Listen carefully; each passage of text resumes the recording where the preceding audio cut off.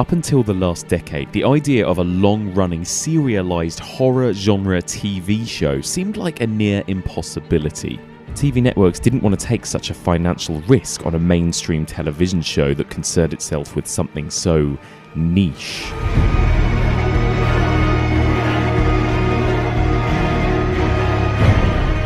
But on Halloween night in 2010, the TV landscape changed forever.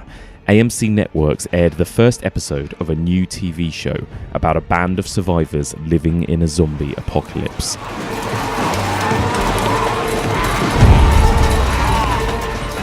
The show was based on a comic book series written by Robert Kirkman, and it was developed for the small screen by filmmaker Frank Darabont.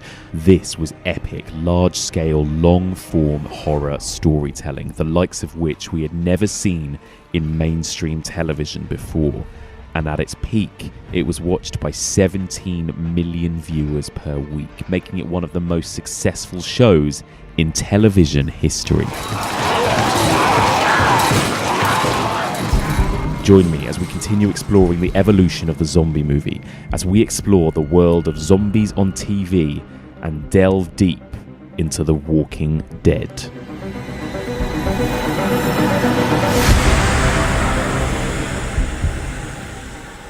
Welcome back to the evolution of horror. My name is Mike, and as ever, I am your host. If you're tuning in for the first time, then welcome. In this podcast, we explore and dissect the evolution of the horror genre by looking at particular subgenres across several weeks. We are currently in the middle of exploring the evolution of the zombie movie, and this is part 17, in which, as the intro suggested, this is going to be a TV zombie extravaganza. The episode is going to be split into two halves. In the first half, I'm going to be joined by my first guest, and we're going to be discussing all things The Walking Dead. We will be talking about the show in spoilerific detail. We'll be spoiling elements. I mean, not huge, great twists and reveals or anything, but we will be discussing plot elements that go all the way from the beginning of season 1 to where we are currently at the end of season 9. So beware, if there is anyone out there that still watches or is interested in The Walking Dead and hasn't yet got up to date, then we will be spoiling a few bits and pieces from the latest series. Then, in the second half of the episode, we're going to go spoiler-free, and I'm going to be joined by Rob Watts, who is going to recommend and explore and discuss a whole bunch of other zombie TV shows. Because, of course, when you get something as successful as The Walking Dead, you're going to get a whole bunch of copycats. So, we discuss some of the best and worst of zombie TV shows from the last decade. So much to discuss this week, so let's dive straight in. Joining me to discuss The Walking Dead, somebody who's been on the podcast a couple of times before, although it's been a long time since he was last here. I think he was last here during the Ghost series discussing paranormal activity with me. He is a culture reporter for The Independent. He also makes up one half of the brilliant Lost recap podcast called The Lost Boys, and he is a huge fan of The Walking Dead. He's been writing about The Walking Dead through most of his professional career. It is my great pleasure to welcome back to the podcast Jacob Stolworthy. Hello. I've missed you, mate. I've missed you. It's so good to have you back. I mean, I've seen you in between recording, but I've missed talking horror with you. First of all, how is your Lost podcast going? I'm absolutely loving it, and I know a lot of people that listen to this podcast also listen to your podcast as well.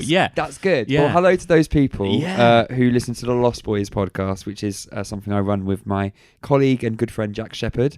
You'll notice the name for those who don't know. I fucking love it. It's brilliant. It's going really well, man. We're now halfway through the whole show, so we are midway through season 3, and for those who don't know, it's basically a rewatch podcast, but Jack has never seen it, so he's experiencing it for the first time. Imagine never having seen Lost. Imagine not knowing what happens. And he doesn't. That's the best thing. I mean, you meet people who then realise, or they put their foot in it. They say something, and Jack's like none the wiser, and I'm freaking out, and I'm losing it, thinking, shut up.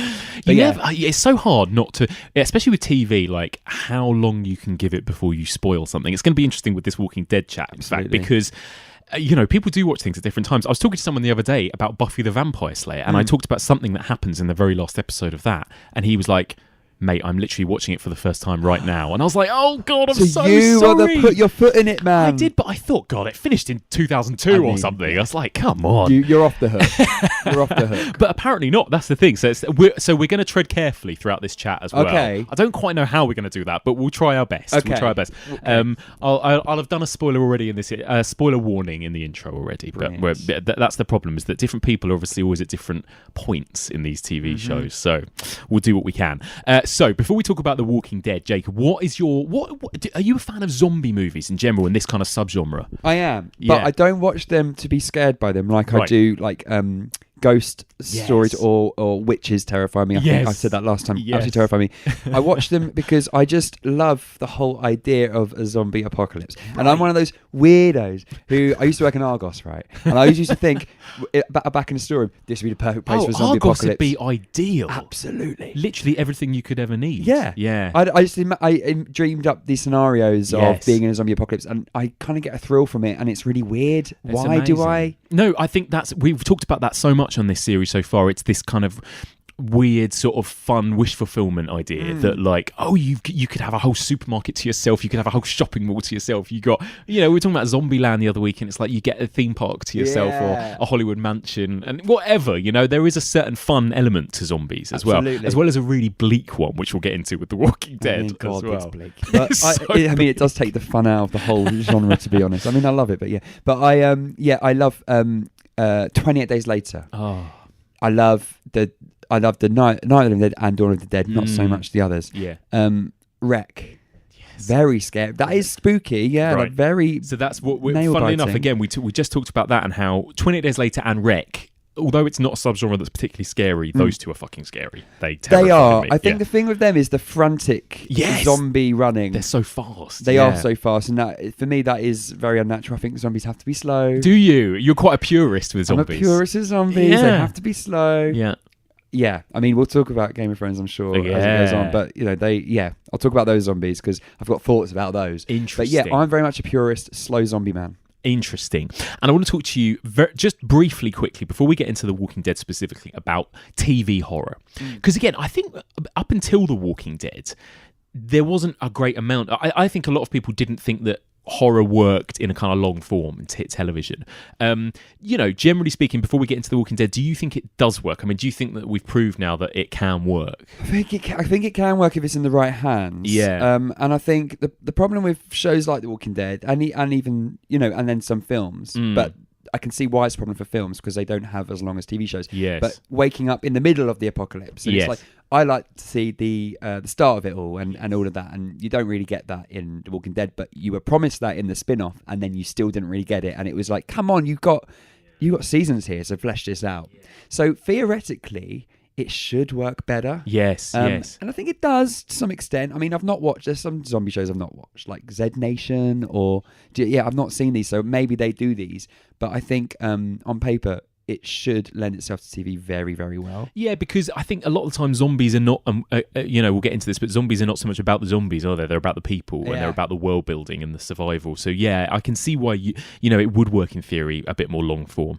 And just horror in general as well. I mean, American Horror Story, The Haunting of Hill House. I mean, are you a fan of these other types of horror shows? So I haven't watched The Haunting of Hill House, but I will. And I hear there's a crazy episode in the middle of it, and I just got to the stage where I wanted to forget what number it is, so I'm not anticipating it. Yeah. I mean? The whole thing, Jacob, from start to finish, is a masterpiece. Well, I recall the best... you saying to me it was very close to the Leftovers. It is. That is, you can't recommend a TV show enough. It reminded me, this is why I messaged you, because it reminded me of Lost and The Leftovers. It has a real Damon Lindelof vibe, but it's also got a real Stephen King vibe. Oh, it's just amazing. It's the best horror TV show I've ever seen. Whoa, Watch it. It's huge. so good. So I've not watched that. I have watched multiple seasons of American Horror Story. Yes. Has its ups and downs. I mean, God, that show goes off the boil and back on it again and back off it. It's quick. I mean, it's ridiculous.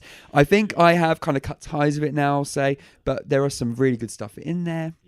what other horror TV shows are there? Yeah, what else like is there? recent ones? Well, we talked about this a little bit on your podcast, and also last time you were on mine. Lost has certain amounts of horror, I think. Yeah. I remember first time I watched Lost being truly frightened by certain moments of it, right? Yeah. And it's not a horror TV show by any means, but it dabbles in horror, doesn't it? I would say. Certainly later down the line. Yeah. Certainly later down the line. If Jack's listening, I'm going to tell him to stop listening. Yeah. Well, no. Even to make it Jack friendly, I'd say even the pilot episode, right? Oh, really? And this kind of like monster character eating people, the kind of carnage. There's this element of like in the first series, I recall quite a lot of kind of creepy moments where somebody will see a person standing in the woods, or whatever it might be, things like that. And Giacchino's score just absolutely amps it up. Yeah, the music is creepy, really creepy. Good. Yeah. Tell you what scared me, thinking this isn't a show that is horror. It's more fantasy. But the character of Marianne in True Blood. Oh, yeah. Do you remember that? Is Marianne a woman that had something to do with pigs? Yeah. Yeah. Yeah. I remember she was like this kind of like Minotaur-y. Yes, that's right. She had Minotaur hands, but she Yes. like summoned all these very orgiastic parties in the town that the show was set in. She terrified the hell out of me. That was show a weird not so much. show, wasn't it? True Blood. That was American Horror Story kind of. It was, because I remember thinking the first series was brilliant, and then it just kind of went all over the place. Yeah. So it's interesting. So that I don't. It's hard to think of one apart from The Haunting of Hill House, but that is different because it's a mini series and it's only 8 episodes, so you kind of give that up. But most of the others, they do struggle a little bit. I think it's got something to do with kind of retaining that pace and that fear and that tension across like multiple episodes with ad breaks or season breaks or whatever it might be. It's not the same, I suppose, as just sitting in the dark and watching a 90-minute horror film. Very true. And I suppose if you are in the mood for a scare, yes, you want to be scared. Yes. And if there's got to be downtime because you can't keep that pace up like you say, then it's going to be harder to impress. But I am very, very, very much looking forward to Haunting of Hill House. Yes, I hope I haven't now bigged it up too much, but I was just so impressed. Very probable. Yeah, it's very probable. All right, let's talk about The Walking Dead then, because I think this is so fascinating. I think it's probably the thing that's been mentioned the most across this zombie series. I've been doing this for about 15 weeks now, and everybody, I'd say 90% of the people who I've had on the podcast have said, I used to like The Walking Dead, but I dropped it a few seasons ago. I've heard them say this, and I've had many people in my life say this. Yes, yes, and you still watch it. I'm one of 5 people that still watches The Walking Dead. It's partly your job, though, right? As well, you're a TV critic, entertainment critic. Yeah, I Walking Dead. Say what you like about it. Still pulls in traffic. Yes, people still want to read about The Walking Dead.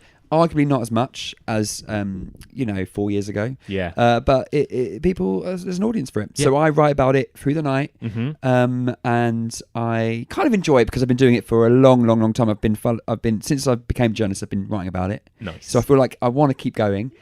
But then when I read about like the third spin-off that's going to happen, I'm like, oh my God, I can't do this anymore. Please. Yes. But I still watch it. Yeah. I still watch it. Well, yeah, and it's interesting what you say. It does still pull in traffic. I still read about it. I was talking to Chris Hewitt, and he was like, I stopped watching it in season 4, but I just read the synopses and reviews every week. That's so funny. So, I think that's also something people do, because they're kind of still intrigued by it, but they can't be bothered to actually sit through it, which is so interesting. And the thing, it's just a bit impenetrable now. Yes. Because it's approaching its 10th season, which is impressive. They don't really want to slap an ending onto it like they have done for Thrones and other shows. Yeah. They do think it's this kind of thing that can keep rolling on for as long as the comics are being made. Yeah. And they want it to be this universe and this like huge like franchise. Yeah. They franchised it, haven't they? Yeah. And I think that puts a lot of people off. It does. I think that's true. I think people are put off by the idea that it doesn't have an ending. It's certainly, that's an element that put me off. I don't know if I would mind it if it kept going, but it's just, it felt like it wasn't really evolving or changing for me. But anyway, let's get into that. But yeah, so first of all, let's start with the basics. For anyone who doesn't know, this is hard because, I do this for films. What's the story, Jacob, of The Walking Dead? So as we mentioned, The Walking Dead is based on the comic book series by Robert Kirkman, who's probably raking in so much money. Oh, yeah. And it follows a group of people who are caught up in a zombie apocalypse, and it's kind of led by this sheriff, Rick Grimes, who wakes up from a coma and he wants to find his wife and son. And then he does. And then he's basically leading them through this backdrop of zombies and awful people who want to do awful things to innocent people Yes. in this wasteland. And it's basically repeat until fade. Yes. Right? That is The Walking Dead. And I think the thing to say is there's been a real shift in terms of characters. That like Game of Thrones gets a lot of kind of points for killing off characters. Yes. But I think Walking Dead is more brutal than Game of Thrones. 100%. Right? Yeah. It is. It is. And even to this day, I think Game of Thrones is bottling it still in its final season. It is. Whilst Walking Dead isn't. It's still Yeah. killing off people. So there's a real shift in terms of Yeah. main characters, and obviously as actors get bigger or want to do other Yeah. things, that has to happen. So yeah, that's The Walking Dead. So were you kind of into this from the start? I mean, it's got a good. I remember it having a very exciting first episode, Yeah. quite a short, action-packed first season, didn't it? Kind of quite different to the rest of the show. It felt like. Yeah, really high quality stuff actually. Yeah, really big, high quality big stuff. budget. Yeah, Really big budget, and just it had this like cast because it's Frank Darabont, right? And I think he Yes. used a lot of cast members that he directed in The Mist. yes. Which is obviously a banging film. Oh my God. And it felt very B movie-esque, but with big budget. Yeah. And on TV as well. So I watched it with my uncle, who I think I mentioned last time I was on, that he was my horror man. I used to watch horror with him. He's like stereotypical uncle who you watch horror with. Yes. So I am that uncle. by the you way. are that uncle. I love that. Yeah. I hope to be one day that uncle. Yes, exactly.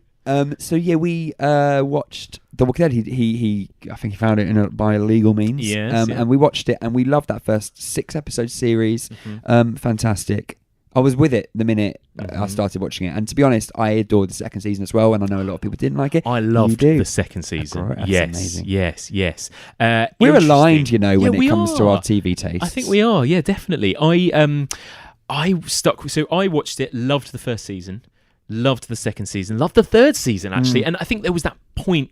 There was that point around the third, fourth season when it was like it felt like the biggest thing on television. It was like that kind of lost Twin Peaks phenomena. Everyone talking about it and everyone watching it. There was a moment, wasn't there, when Walking Dead was like the highest rated TV show. It absolutely was. Yeah. For quite a few years there. As Yeah, well. yeah, and it was brilliant, but I don't know what happened. I don't know whether it was the show's fault or whether my interest waned. I don't know, but I gave up watching it season 6, and it was a very specific point, and I think a lot of people have shared the same experience as me.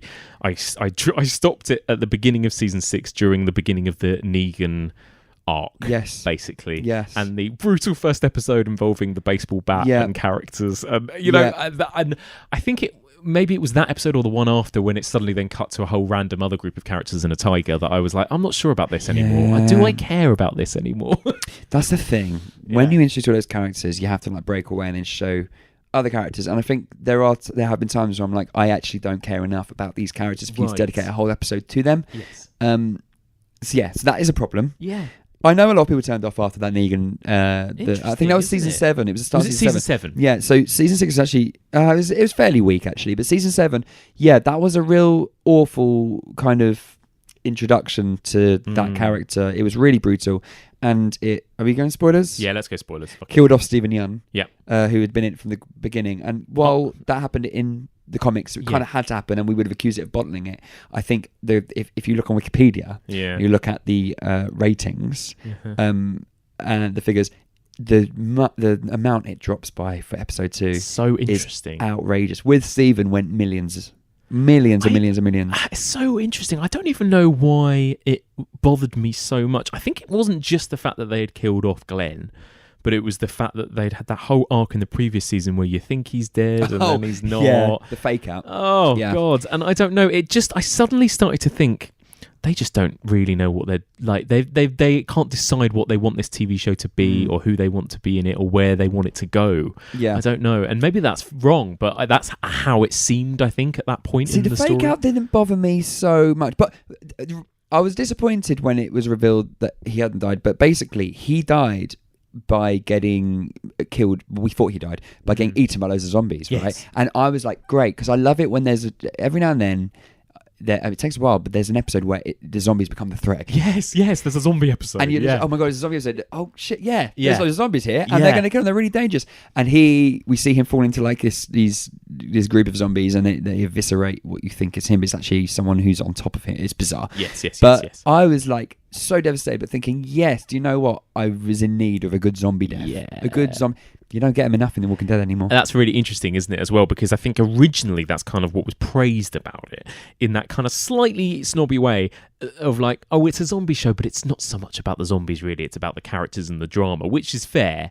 But I did used to quite like it when we actually got some zombie action as well. That's some zombie kills. Yeah. Like in the season 2, like towards the end, it's not the finale, I think it's the one before the finale, where you learn that you get delivered the actual bombshell that everyone's got the virus. That's so when they right. die, they reanimate Yes. anyway, automatically. And it's John Bernthal who comes back, and you're like, hold on, but he didn't get bitten. And it's really cool. It's great. And there's all these zombies everywhere, and it's really, really great. Yeah. It's up there with the best of, for me, Romero. Yes. Some of those set pieces. Definitely. You just don't get them anymore. No, they don't really exist. I remember the last one I remember seeing was the one with, and it was a black and white episode, one of the early Alexandria ones, where they've got the horde of zombies that they need to detour. That was a good one, and I remember thinking that was a great season opener, and Absolutely. it was zombie centric, and it was action packed.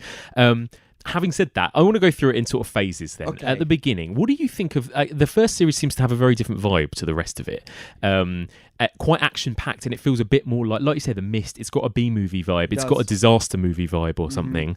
And it is much more about the zombies, it feels like. And it kind of ends in a sort of facility, like a lab or something, doesn't it? Yeah, it's Noah Emmerich, Yes. who's in this. He's like this guy who claims to have a cure. Bullshit. He does not have a cure. Yeah. And he just wants to blow it sky high. Yes. And it's good because he's the first character you meet outside of the group of people that you were introduced to at the beginning. And because, like any first season of a TV show, it's got an advantage. They know who is going to be progressing on to the next season, but you do not. So there is midway through like a bit of a cull of the cast that you've met, and it's shocking, and it's just, like, it just really throws you off. Yes. And then they meet this guy, and it subtly expands the world. Yes. I remember there's this bit where, as Rick's running out, he whispers something in Rick's ear. And you see Rick's face, and you're like, "What did he whisper?" You know, Yes. the whisper, the classic, the classic. yeah, the lost in translation. What did he whisper? I think he said, "You, everyone will reanimate, even if everyone's got this virus, yeah. so we're all doomed or whatever." So I enjoyed that the dare I say, intimacy of the first season and the second season. And we're introduced to like this kind of what was initially at least the core group of characters. There's probably only about one or two of those left now. Daryl and Carol. Daryl and Carol are the only remaining two because Andrew Lincoln had enough. Yes. Midway through season 9, he's left. But I do remember really liking that core group of characters from the first few seasons. I loved John Bernthal. I thought Rick and Shane and their kind of tension and their relationship was what made those first couple of seasons for me. Yeah, and I mean it was pre John Bernthal playing John Bernthal whenever you see him in. So it was your kind of, it was my introduction to him anyway, so I thought he was great. Now I'm a bit like, oh dude, you're basically playing Shane Walsh over and over again. I know. So yeah, but that dynamic is terrific. Yeah. And I think them two, because Rick Grimes is a very, very, very good character. Yes. That I think people got sick of, because the problem is when you introduce a character like that and he's all good, you have to have this moment of them dabbling with being an anti-hero. Yes. But whereas Breaking Bad is kind of like just based on that. Yeah. And in a way, Don Draper and Mad Men, very different stakes, but he's a philandering dickhead for a lot of it. Yeah.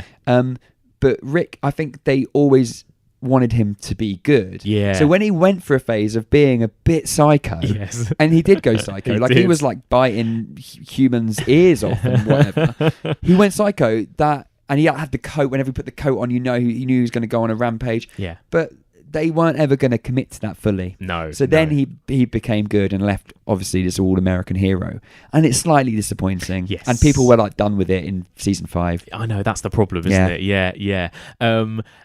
I'll ask you in a bit about your favourite characters, and then we get into the second season. And I remember, again, like you said, a lot of people had a problem with the second season. It suddenly like grinds to a halt, and it's all set in this farmhouse, right? And it's got this kind of family vibe to it. Yeah. I loved it, and you meet these characters like Herschel and Maggie, don't you? And and it does suddenly become much more about the human dramas, doesn't it? I think. It does. I think their hands are forced because of maybe it was the writers' strike. Was it? There was, it was a victim of that. But I think it got slapped with the nickname "The Talking Dead," which I get why. It was very talky and not very action packed, but it played the long game, because the last 3 episodes of that season are phenomenal. Right, exactly. Phenomenal. Yeah. And I think it does. I think, again, maybe because the characters were people I cared about more than in the latter seasons, it didn't matter to me quite as much about the lack of action. Yeah. Because I was quite intrigued by the sort of love triangle and the missing characters. The missing characters. Yeah, the kind of... Carol's daughter goes missing right at the beginning, and then and this tension of these people in this farmhouse and these characters turning up, and you kind of understand everyone's point of view in that, like, maybe they don't want all these people invading their home, but they need to do the right thing. Herschel and his daughter and all that stuff. Absolutely. And I think there's an episode where these 2 guys show up. I can't remember if it's 2 guys or 1 guy, but I remember there's a link to Maggie's past, who's Herschel's daughter. Maggie, he was like really awful to her when she was growing up, suggested that he was very inappropriate. And I think there's this whole sequence where they go on a supply run with him and end up leaving him behind. And it's really, Rick's like, we can't, and Shane's like, yeah, well, we will. And it's whole... the whole dynamic of what happens when you are presented with situations like that. What would you do? That's what you do exactly. It's so interesting. Yeah. It's so interesting. And then you get into what feels like the most popular era, the sort of peak era. I think maybe this is just from my point of view, but the prison season, David Morrissey, the governor. All of that stuff felt like it was, people really responded well to that, it seemed They did. I recall there being an episode midway through, or early season 3, where it opened with like a helicopter landing and all this, and then you're presented to the world of Woodbury and the governor. Yes. And it did feel like Lost to me, because that's very much like Lost thing to do, to throw them in something you've location. got the others, right? Absolutely. Yeah. And I love that. I really, really dig that kind of world building. When it's warranted. Yeah. So you had that, and then you had some characters split up. You had Andrea who met Michonne, who's played by the wonderful Denai Guerrera. In the end of season 2, she appears, and then they're off on their own arc, and there's this. It just feels bigger. It does. Whilst also keeping the intimacy of season 1 and 2, but 1 especially. Yeah. Because let's not forget, the episode number had expanded by this point. It was 12 now compared to 6. Yes. So yeah. I like the prison days. I did. I liked, who's the character again? The blonde lady who meets Michonne. Yeah, Andrea. She was brilliant. Laurie Holden. Laurie Holden. I really liked her as a character. Kind of interesting, nuanced character.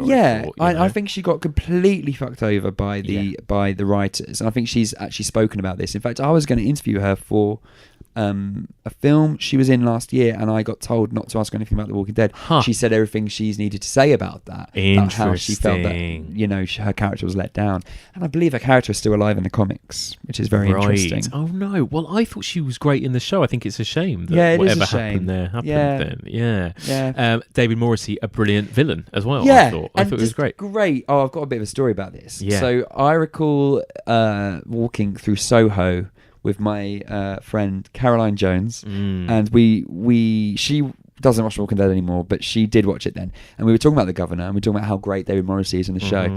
And as we walked past the Hummingbird Cafe, we literally are talking about David Morrissey. There is David Morrissey. Hey! We were like, David Morrissey, and he looked at us, we were literally just pointing in his face. The governor, and he was literally like, oh god. He was like, yeah. And by this stage, he'd killed my favourite character. Which favourite character? My favourite character for the whole thing has not been in it for a long time now, but it was Herschel. Oh, Herschel. Played by Scott Wilson. Yeah, amazing. And do you know what? Talking of the brutality of that show, because the way he was killed with his head kind of almost being lopped off. Yeah. This program, say what you like about it, it's brutal and ballsy. Yes. It really doesn't hold back. And that was a mid-season finale. Yes. And I remember watching it through the night and just needing someone to hold me because it was awful. And like, I that could happen in The Walking Dead now, but I do feel like the characters it would happen to now, I don't feel half what I felt for Herschel. Yeah. So that bugs me a little bit. That's the difference, isn't it? That's the difference. I think that's... I remember getting to a point, sort of as I started to give up on it, sort of season 6 and 7, being like, I only really know about who half these characters are now, and then there's that bloke with the mullet and that woman with the... I was like, I don't really like them or care that much. Now are the old guard. Yes. And I'm watching it and I'm like thinking, God, I would be sad if you died because you've been there for the longest. So long. That's literally exactly. it. Not because I really like anything you're doing, Josh McDermott's doing with that character, Exactly. Yeah. And then it goes into real bleakness, doesn't it? After the prison and after Herschel's death. Yeah. Is that when it's the season when they all split up? Yes. So after this mid-season finale, they're all the prison is overrun and they're all out on their ear, making their way to a place called Terminus. That's right. And each episode focuses on a different facet. Mm-hmm. So you've got characters thrown together who, pretty cool dynamics. Yes. Yeah, that's my favourite The Walking Dead's ever been. Yes. That second stage. Yeah. Are we in agreement of this? Yeah, it was amazing because it gave you like an hour with a character that had a little arc. Mm.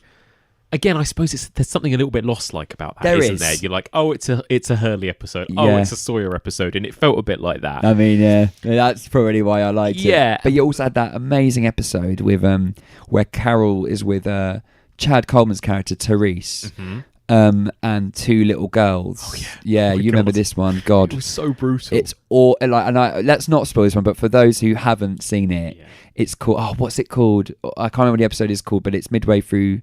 It's towards the end of season 4, and it's got this amazing quote where Carol says, "Look at the flowers." Yeah. Oh my God. And you'll never, ever, ever want to look at flowers again. Carol is a character. I think she was one of my favourites because she has such an arc as this kind of timid, beaten down wife in the first season to then what she becomes by about this point. Right. And the thing is, she's someone who gets away with what I don't think Andrew Lincoln's character did. And that's through no fault of Andrew Lincoln. I just want to say, because I think he's terrific all the way through it. But Melissa McBride, one, how she's not been nominated, let alone won any Emmys for this role. Do not know. Two, she's, like you say, timid, beaten wife whose husband then dies, and she doesn't so much flourish, but she becomes a bit of a killing machine. Yeah, she does. Probably the most deadly character for a time on the sociopath or psychopath, really. Yeah, like got banished at one stage because she killed 2 people, for pretty sketchy reasons. And now she's, I mean, for those who haven't seen it, and you're about to probably scoff at what I'm about to say, but she is literally the queen. Yes, she is. I can't wait. We're going to come to this. Okay. That's brilliant. We'll come to her. We'll come to her.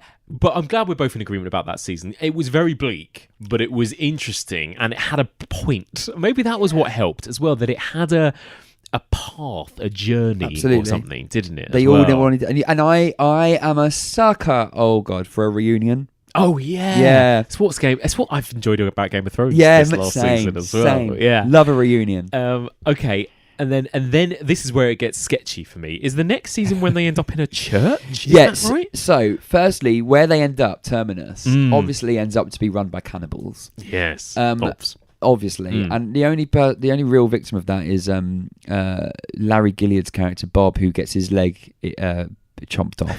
But it's pretty crazy. They end up in a church. Yes. And then they end up on the path to Alexandria. Yes. And they bump into a guy called Aaron, who's still very much alive in the show, and he brings them to Alexandria, and they become fully ensconced in the society there.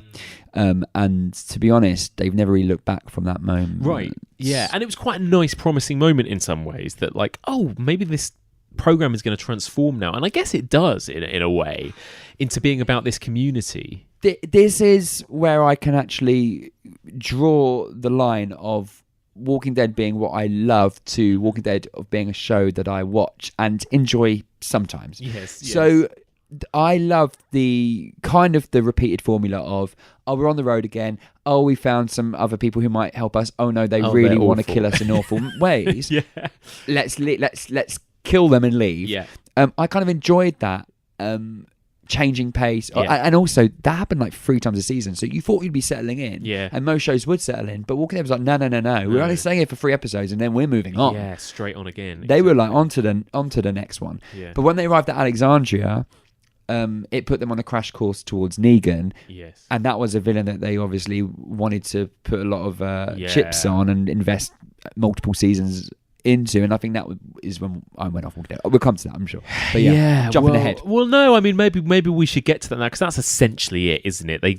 There is this kind of, I didn't really like it that season in the church, and I hate that priest character. I find really... So the thing about him, Father Gabriel, is he's actually become a really decent character. Has he? Oh, good. He was awful. He was like a coward. He like locked all his congregation out of the unbearable church. in the first season he was in. Yeah. He yeah, if I told you what his situation is in the show now, you wouldn't believe me. He's dating Rosita.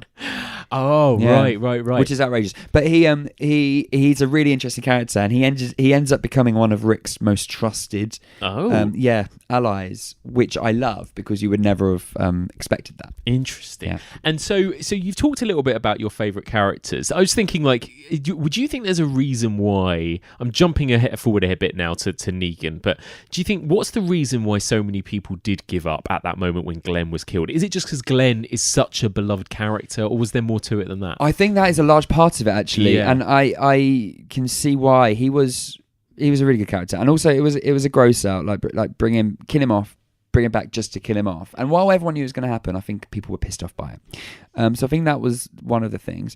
I do think the violence was very gratuitous in a way that The Walking Dead has never been. Yeah, there was an eye popping out and stuff. There was. And do you know what? Call me crazy, but I didn't really mind how harrowing that episode was. Yeah, in fact, I did think it did a good job of introducing a villain to be scared of. Totally. I think it was and no slight on Jeffrey Dean Morgan, who plays Negan, but they really, really, really gave so much screen time to him, way more than was necessary. Yeah, they were. You could tell how excited they were, right, by this character. Yeah. Oh yeah, more than anyone watching. Oh yeah, yeah. Buddy, you still there? I just don't know. It seems like you're trying to speak, but you just took a hell of a hit. I just popped your skull so hard, your eyeball just popped out. And it is gross as shit. God, I'll find you.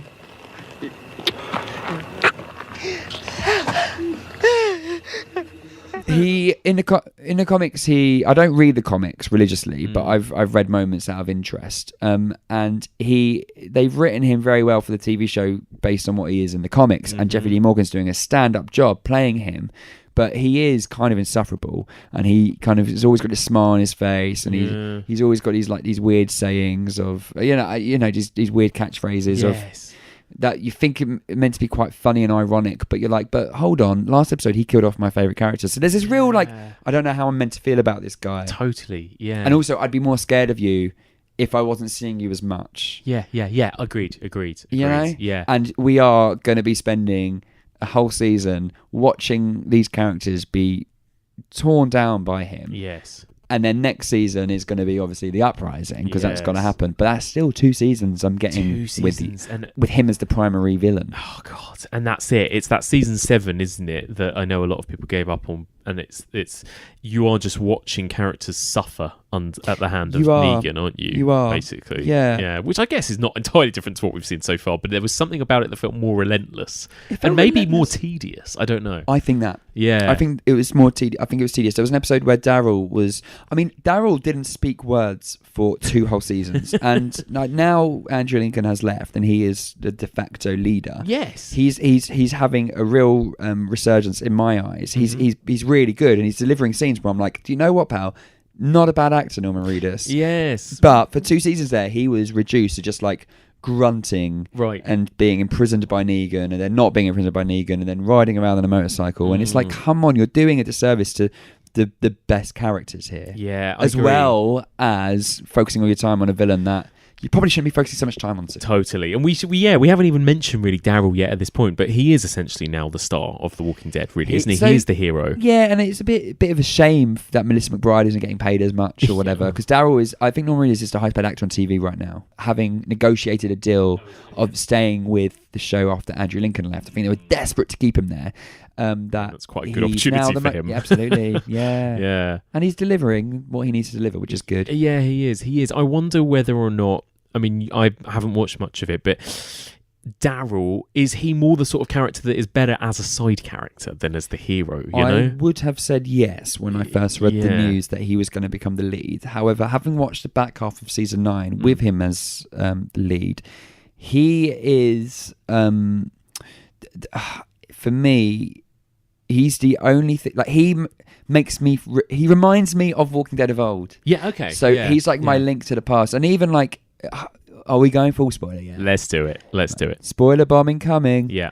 There's a 5-year time jump after Andrew Lincoln leaves, which is really interesting. So his young daughter, who's a baby, who we see literally, her mum dies in childbirth in season 3. She's now like, a 10-year-old girl, and it's really cool that she's a main character. But you've got all these other characters who, like Michonne, and like Rosita, and like mullet guy, Eugene, who have evolved somewhat, but I don't really like what they've evolved into. Whereas Daryl is just Daryl. Yes. He's just Daryl. He's a Daryl. Daryl that I loved. I mean, he was a bit sketchy to begin with because he was like, his brother was very racist. Yes. And all that. So that's, he wasn't so bad. You were meant to question him. Yeah.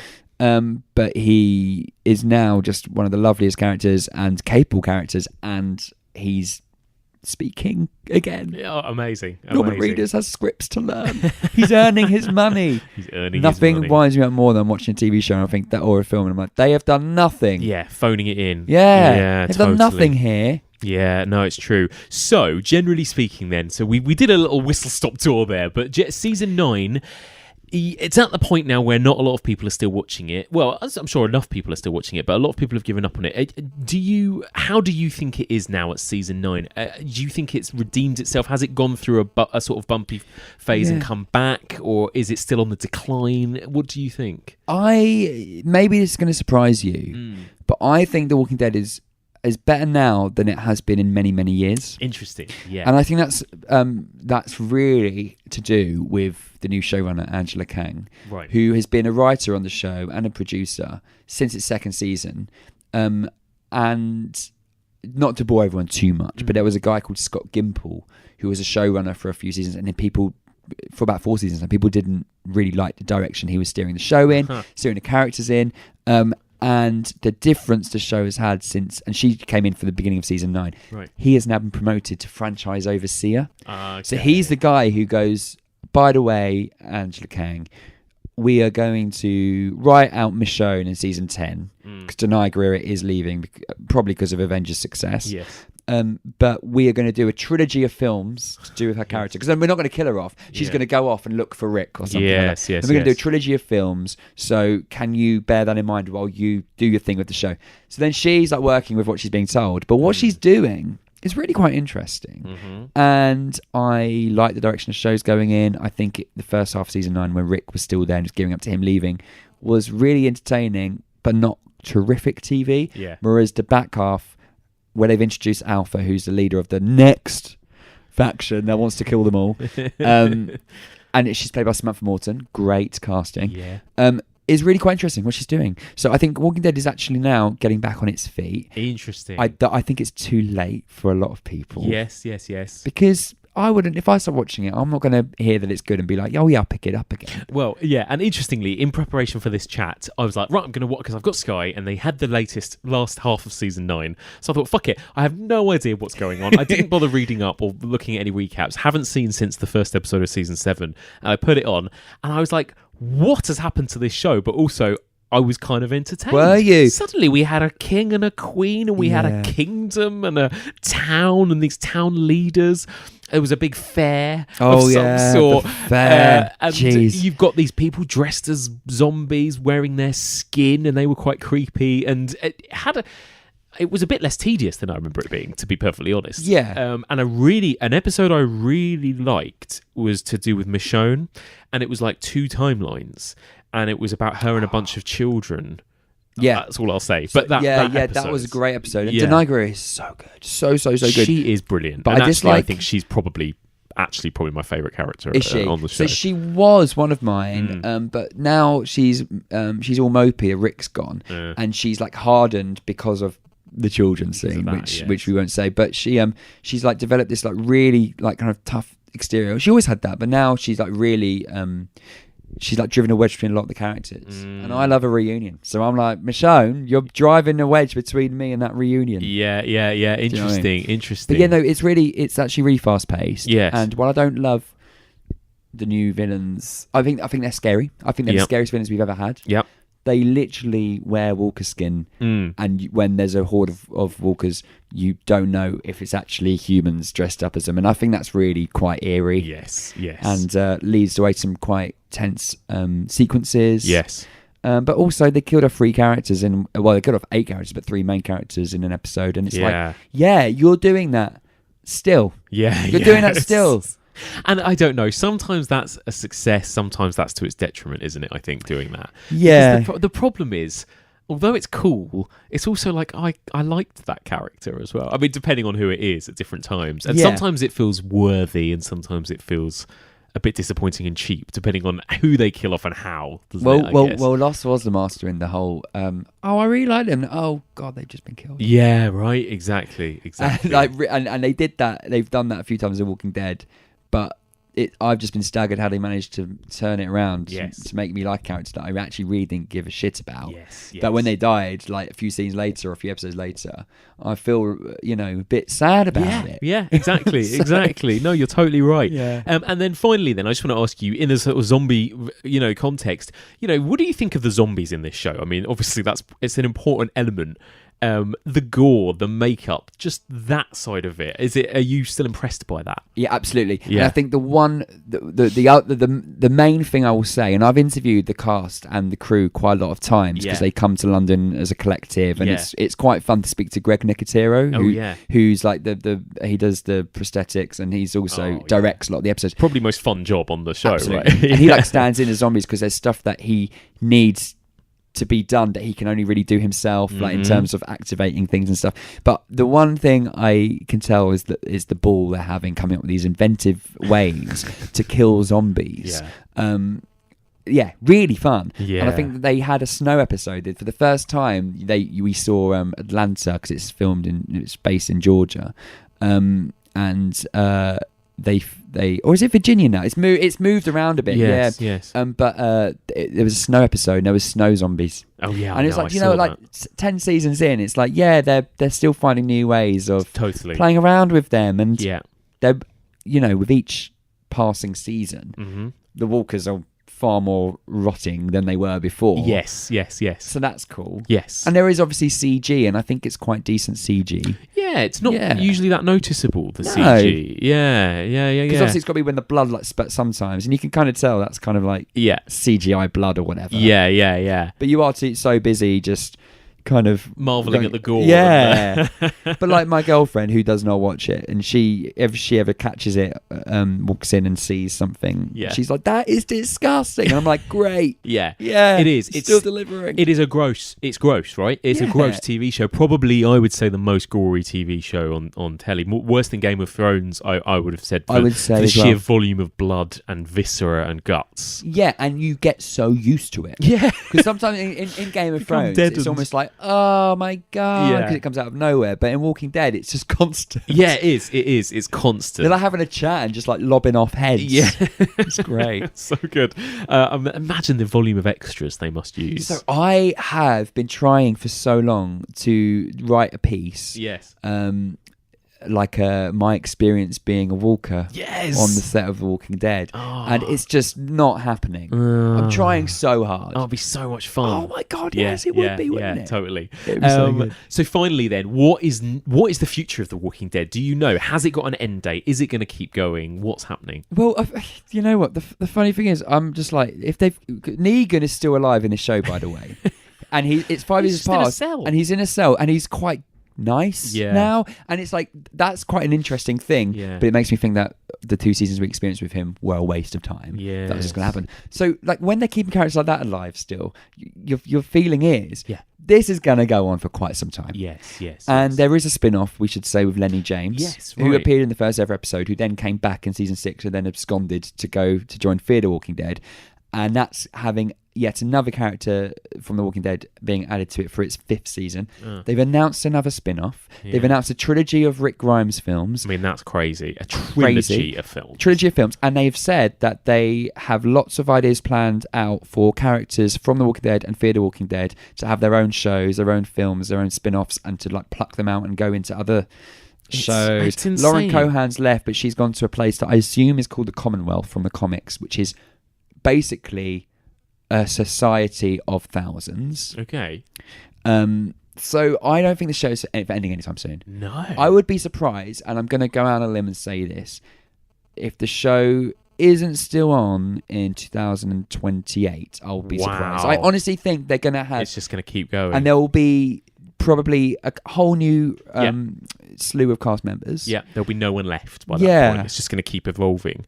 And I like that idea in theory, right? It's cool that it is essentially building a whole world and it's just going to keep growing and growing and growing. That's great. It's kind of exciting if it's good on paper. Makes me think I don't want to stay up every Sunday night writing about this. You're going to be like 45 years old and still writing about it. Yeah. One day I was lying in bed and I read that they'd announced another spin-off and I just went, I can't do this anymore. And my girlfriend, Saf, bless her, she went, What's wrong? What's wrong with you? I was like, Walking Dead, they've just announced a second. Oh, she was God. like, oh, just give up. Yeah, give it up. And just briefly, Fear the Walking Dead then, the spin-off, is Yes. it any good? Worth a watch? Do you know what? I enjoyed it for a few seasons there. And then they tried, they cut a long story short, they build it as you're going to see the outbreak. Mm-hmm. They showed a little bit of it. And then the action... Well, before the 5-year time jump in The Walking Dead, the action took over The Walking Dead. Oh. They did their own time jump. Oh, God. And it was like, I thought the whole point of this was to see, see the lead up to the prequel. outbreak and the prequel, exactly. Yeah. So now it's very much it's a prequel again now, thanks to the time jump, but it wasn't for a while, and it really suffered because of it. Yeah. Saying that, it had a Interesting. fantastic lead performance from Kim Dickens, who basically is in everything I've ever liked, like Deadwood, Lost, Friday Night Lights. Nice. And then she's in this, so I really like her. So, Nice. I mean, spoiler alert, they killed her off. Oh, of course they did. Yeah, they had a massive cast upheaval. They got rid of everyone. I think there's only one remaining from the start. Wow. Yeah. Okay, well, there you go. But do I recommend it? No. Amazing. I love it. No, that's fine. I don't want to be I'll keep taken to that in. task. If someone watched it on my recommendation, I don't want to be. It's and the problem is now there's just so much. Maybe this is the other reason why it's hard to bother to keep up with The Walking Dead, because there is so much other television out there. There's just so much content compared to even 10 years ago, right?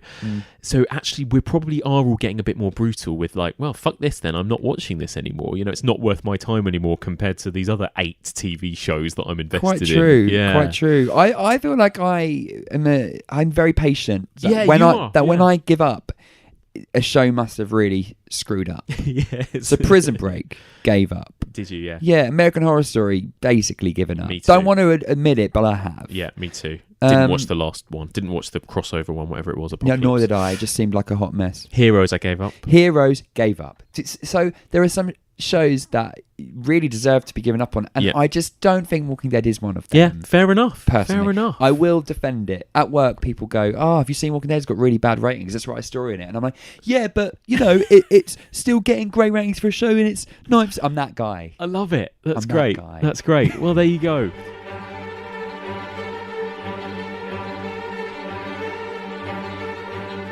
So, just to pause quickly our conversation, I did a little post on the Evolution of Horror discussion group, and I asked people what they think of The Walking Dead, because, you know, I think I'm keen to know how many people still watch it, how many people gave up on it, and if they did give up on it, what made them give up on it? At what point did they lose interest? So we got some really interesting feedback.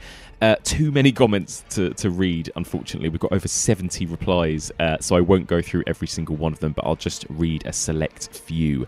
So this comes from Ethan Ziegler. He said, I watched through Series 3 as it aired and then struggled along with Season 4. It just didn't feel like it was going anywhere. I read all the comics, quite a ways further than the show had adapted, so I had a general idea of what was to come and figured out it wasn't worth using my time on. Curtis Threadgold said, to all the people that laughed at me, all the people who rolled their eyes at me, all the people who sniggered and mocked and smirked when I said I wasn't going to stop watching The Walking Dead just because it's gone a little bit shit. Well, I've just finished the latest series and all I can say is, who's laughing now? It's you. It's still definitely you. That's another 16 hours I'm not getting back. So thank you, Curtis. So Curtis is sticking it out even though he doesn't really seem to be enjoying it very much. Murray Lothian said, while I really enjoyed The Walking Dead up until Season 6, where I gave up, I always feel the show had a massive Frank Darabont-sized hole after he was fired for daring to have ambition and try something new. The black and white version of the pilot episode is not just great TV, it's one of the most emotionally resonant zombie movies ever. When Morgan, the always brilliant Lenny James, catches sight of his now dead wife in the crosshairs of his rifle and breaks down crying is stunning. Yeah, I kind of agree with that, Murray. Amazing pilot episode. I do agree. And I also agree that there is a big Frank Darabont-sized hole in the show. They should never have gotten rid of him. Jason Reed said, I watched a few series but then gave up thinking they really need to go somewhere with this. Yep, again, similar sentiment there. Ali Pangborn said, I've started and stopped a few times because there are so few horror TV shows out there to watch, but ultimately, each episode is just repetitive. I think I finally threw in the towel around Season 5. More than that, it hasn't really brought anything new to the zombie subgenre as a whole, other than trying to make it long form. It succeeded for a few seasons, but I think they've been beating a dead horse for about 3 years now. Might be time to call it. That said, The Walking Dead ride, the walk through maze at Universal Studios in Hollywood, is definitely the best thing to have come out of this series. Ooh, that sounds really good. I really want to do that. And I agree with you, Ali, actually, in a way. It's not really brought anything new to the zombie subgenre, has it? I mean, it's a good, solid horror zombie mythology, but it's not groundbreaking in any way, other than the fact that it's long form. So yeah, I kind of agree with that. Tim Adams said, I'm a few seasons behind, but still going, and also reading the comics and the graphic novels. The issue with The Walking Dead in both written and television forms is creator Robert Kirkman's expressed wishes that this would be long-form, open-ended storytelling, which by definition invites rather directionless plotting.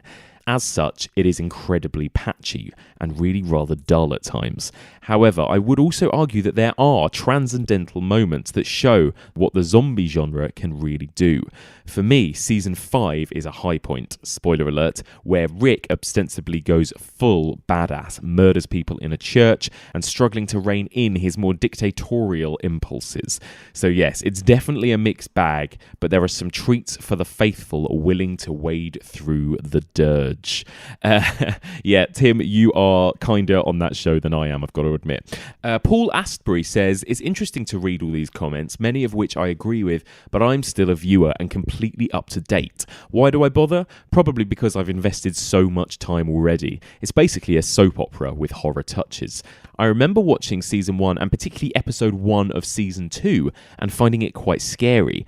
But there's nothing scary or creepy about recent seasons. So the biggest criticisms are, make it scary and move the bloody story along. Mike Lee Graham said, I gave up on it after we discovered the medieval king with the tiger. I'm exactly the same as you, Mike. I actually quite liked the episode, but realised this ride was just going to keep on going. I really felt like some kind of ending was in sight a few seasons before, but I just can't stick with something that basically has no ending. Anna Vilcek said, I watched it until last season when it was the same war episode weekly. I loved the first season and was hooked during the prison season as well. I really tried to persevere, but I got bored. I have heard it's improved, but The Walking Dead without one particular character isn't The Walking Dead for me. Thank you very much. And finally, this comes from Claire Bradley, who said, I'm so glad you've done an episode on The Walking Dead. I'm still watching it and enjoying maybe 40% of it. The rest I'm just enduring. I don't think it got completely crap until midway through season 7 though. And if Negan dies, I may stop watching. Oh, we've got a fan of Negan then. That's interesting. The Whisperers have made the show interesting again, though. Thank you very much, Claire. I must admit, I am kind of intrigued by The Whisperers. So overall, I mean, we've got a lot more comments there, literally about 50 or 60 more comments on top of the ones I read there. If you want to join that discussion and comment on that thread, simply join the discussion group. That's the Evolution of Horror discussion group, and that is available on Facebook.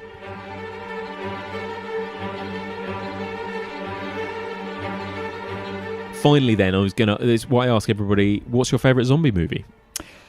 Oh, it has to be 28 Days Later. Yeah. It has to be. I adore that film, and I think it's something to do with the fact that I watched it when I was way too young. Yeah. And I was with a girl that I fancied, and I was trying to impress her, but I was actually really terrified.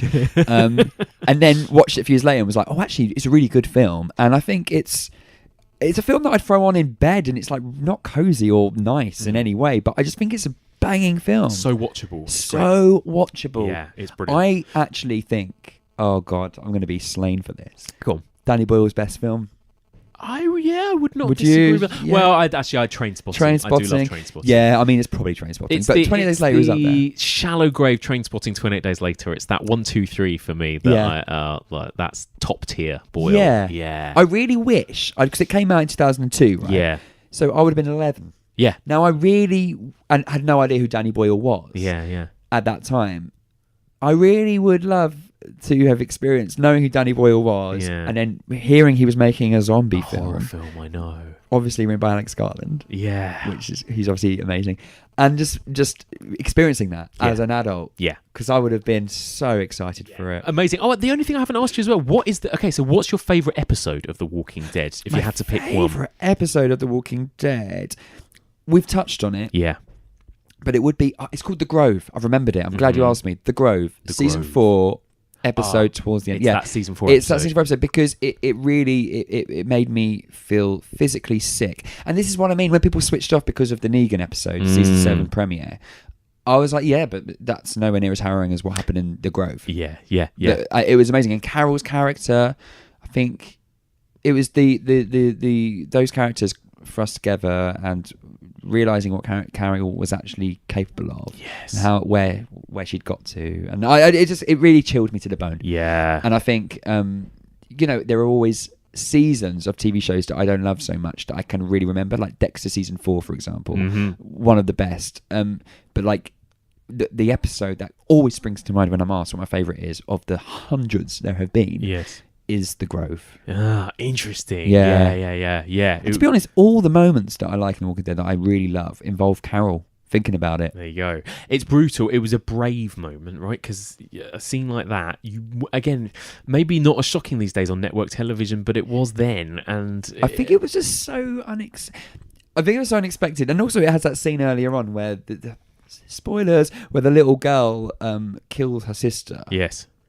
And that was shocking because it was directed fantastically. Yes, it was. God, The Walking Dead used to be like really. It just had really quite artfully done. Yeah. It was. Yeah. It really was. The black and white episode that you reminded me of. Yeah. I want to rewatch that because I remember that being really marvellous. Yeah, definitely. Yeah. Agreed.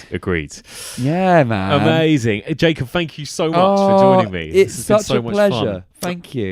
Where can people find you? If they want to come find your Walking Dead articles or your writing or follow you on social media, where can they find you? So I'm on Jacob_Stol on Twitter. That's Stol without an E. And I write for The Independent. Lovely. And if anyone wants to read my Walking Dead stuff, it gives me an excuse to stay up and do it. So yes, please exactly. feel free. But yeah, I'm on that's me. Amazing. And the Lost Boys Twitter, and we're on Lost Boys Podcast, and we're on Lost Boys Pod on Twitter. Amazing. Jacob, thank you so much. Thank you so much. A big thank you to the brilliant Jacob Stolworthy. So great to finally have him back on the podcast. Speaking of Jacob, if you are a patron, there's actually a bonus episode available with Jacob discussing with me Game of Thrones. That came out a couple of weeks ago, and of course, as Game of Thrones is such a hot topic right now, and of course concerns zombies as quite a major plot element, me and him sat down and we discussed the TV show, and we also discussed that episode, The Long Night. So if you're a Game of Thrones fan, or if you're a Jacob Stolworthy fan, please do tune into that episode.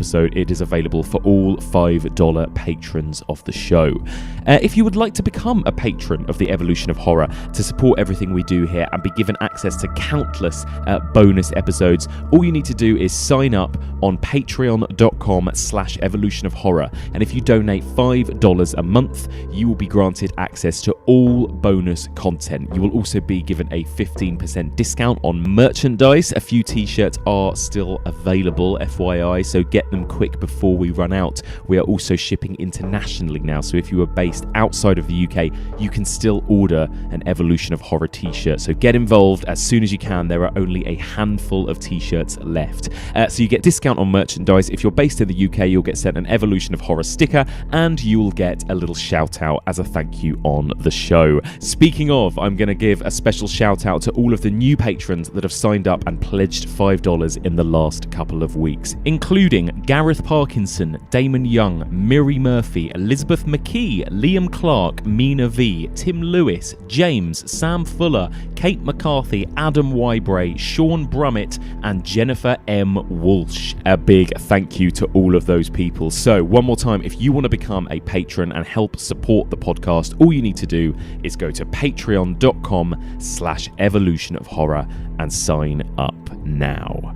Okay, let's get stuck into the second half of the episode. Now, I was joined by the brilliant Rob Watts. Again, it had been a long time since Rob was last on the podcast. I think he was last here during the Ghost series, discussing Beetlejuice with me and Ghostbusters. He came and sat down and chatted to me about all things TV zombies. Now, I should say, we recorded this a couple of months ago. Rob doesn't live in London, so I don't actually get to see him very often. So while he was down, we recorded this episode. So I should say that a few things may seem a little bit dated now. We have a conversation about our anticipation of the new series of Game of Thrones and speculate a little bit on the zombies and what could happen with that. And we also talk a little bit about the Santa Clarita Diet. And you may wonder why neither of us mentioned that the show has, of course, now been cancelled. And that's only because the cancellation was only announced after we had recorded the podcast. So yeah, sad news about Santa Clarita Diet, but that's why it's not mentioned in the conversation. So this will be a completely spoiler-free little Also Rans episode. Here is my chat on all things zombie TV shows with the brilliant Rob Watts. Okay, welcome back, Rob Watts. Hello. Thanks for having me back. It's been so long. It's been a while, but I'm very glad to be here. Oh, it's so lovely to have you back. So this series, we're talking all things zombies. What are your thoughts on the zombie subgenre? Are you a fan? I am a fan to an extent. I think we spoke in the very first episode about some of my favourite films, which include Wreck. That's probably top of my list. Yeah. Love 28 Days and 28 Weeks Later. They're probably two of my favourites. Probably watch more zombie telly than watch zombie films. Totally, yeah. But yeah, I think they need to be scary, and the only way they can be scary is if there's A, loads of them, and B, there's quite fast. So interestingly, you said, you are kind of into zombie TV shows more than films these days, and I think like it feels like it did swing that way, and probably because of The Walking Dead. But this is the reason why we're here, is because there is a lot of zombie TV shows, right? There are. There's tons. Yeah. And it wasn't till I started looking a little bit deeper that I realised, there's a proliferation of them from like the last sort of 10, 15 years. Yeah. And yeah, I watched The Walking Dead, and I'll throw my 2 cents in about that in a minute. But for me, anyway, zombie films, it's all about the need for survival for the most part. Yes. And escaping and killing, and yeah, there's all metaphors and undercurrents and all of this stuff. But ultimately, you got 90 minutes, 2 hours of here's the zombie apocalypse. Yeah. How are we going to escape? Yeah. Blah, blah, blah. On the telly, you get much more time to explore the interactions of the characters. Now, I know in things like Night of the Living Dead and Dawn of the Dead, you have that. But it's to see those relationships fully explored TV is ideal because you have like 6 or 10 hours. Yes. Or even, 15. I don't know how many episodes they make of all these series. But yeah. Or hundreds in The Walking Dead's case. Well, yeah, I mean, and that's to its detriment, I think. Although each of those series is only 15 episodes, I think. Yeah. But I think, TV allows for that exploration. While you want the threat of the zombies and you want a bit of action and some scares, ultimately on the telly, zombies are about emotion. Yes. It's about what it means to be alive. And I think Chris Hewitt joked about, who are we? Yeah. Are we the Walking Dead? Are we all the Walking Dead? Yeah, okay. A lot of them have that kind of feel to them. Yes. But TV allows for a lot more exploration of what the zombies mean and what actually it means to return from the dead and what it means to the people who are still alive. Definitely, I agree. I think the thing about zombie movies is that a lot of the time the zombies are the least important thing, aren't they? I think like they're the window dressing, and it can often be about people rebuilding society in some sort of post-apocalyptic world. So I guess that is quite good foundation work for a long-running TV show. So The Walking Dead is kind of the perfect example, isn't it? Because I feel like the zombies got less and less important in The Walking Dead as it went on, and it's much more about the characters and the kind of rivalries between sort of human gangs and who settles where and how they kind of recreate some sort of civilization. So I guess zombies give you that long-term opportunity of like creating a whole world, don't Absolutely, and nothing that we're going to talk about has been on TV for as long as that, as far as I'm aware. But starting a zombie TV series after the absolute maelstrom has happened is exciting for a while. But like you say, the zombies in Walking Dead, as you've discussed, they fall away and they're not that integral, and it is about the relationships, and that's fine. But ultimately, I kind of want more threat. Yes. And it's almost just a drama about people fighting each other now. It's a bit monotonous now. I'm keeping up to date because Are you? I binged the first 6 seasons on Amazon Prime a couple of years ago, and then I just carried on. And it's watchable, although I've never really liked that many characters in it, to be honest. No, there's about 3 characters that are worth. Yeah, the ones that you really don't want to die. And they always have a great end to the series. Yes. But you sort of wish, a why didn't you that do something that? new is going to happen, or it's going to go somewhere different. But I do have a feeling that the next series 10, I think it's going to be, or is it series 11? I can't remember. There's a lot of it. Yes. Will be more of the same, and that concerns me quite a lot. Okay, so we've got a list. We've got, like you said, there are loads. When we looked into it together, and I was like, "Fucking hell!" There's absolutely loads of zombie TV shows. Quite concerned that yes, I have watched a couple of them, but there are a lot. And if you'd like me to talk about any of them, I'm not going to get too far. No. Although having said that, my life has been devoted to zombie television shows this last month or two. Thank God you have, because I haven't had time to watch any. So this is all you now. But essentially, it's a big task, because usually, it's like, I do this with Brad a lot, and it's like go away and watch 10 movies, but 10 TV shows is a different thing. So with some, I imagine you've only watched sort of the first episode or that was the plan. My original thought was I'll watch the first episode of each, see which ones I think I'd like to keep watching. Yeah, perfect. And we can give a rundown of that. Ultimately, I've had enough time to watch. You've watched them all. The ones that I like, I have continued to watch. Great. The ones that I didn't like, I gave another chance and then dropped. Brilliant. So maybe we should just start. Let's get stuck in. All right. So what's first on your list? Well, so the way I see it, there are like 3 types of TV zombie shows. Right. There's the zombie character who just happens to be a zombie, and it sort of fits into a world that you recognise, but isn't really, it's not particularly scary at all, and B is just the use of a zombie is for comedic reasons or for whatever. So that, for me, that includes 2 things that are on Netflix. iZombie, which I know a lot of people love. iZombie has gone on for a while, right? I think it's 6 seasons. I don't know if it's still going, but it's been going for a while. So there's that, and also Santa Clarita Diet. Right, yes, which is very popular. Our life was amazing. But something happened to my wife. I can't feel my heartbeat. What? She threw up this. I didn't have formaldehyde, so I saved it in olive oil. That was a crazy amount of vomit. Well, I'm not a medical expert. It was a huge amount. She's acting different. I can cook that for you, sweetheart. I'm fine.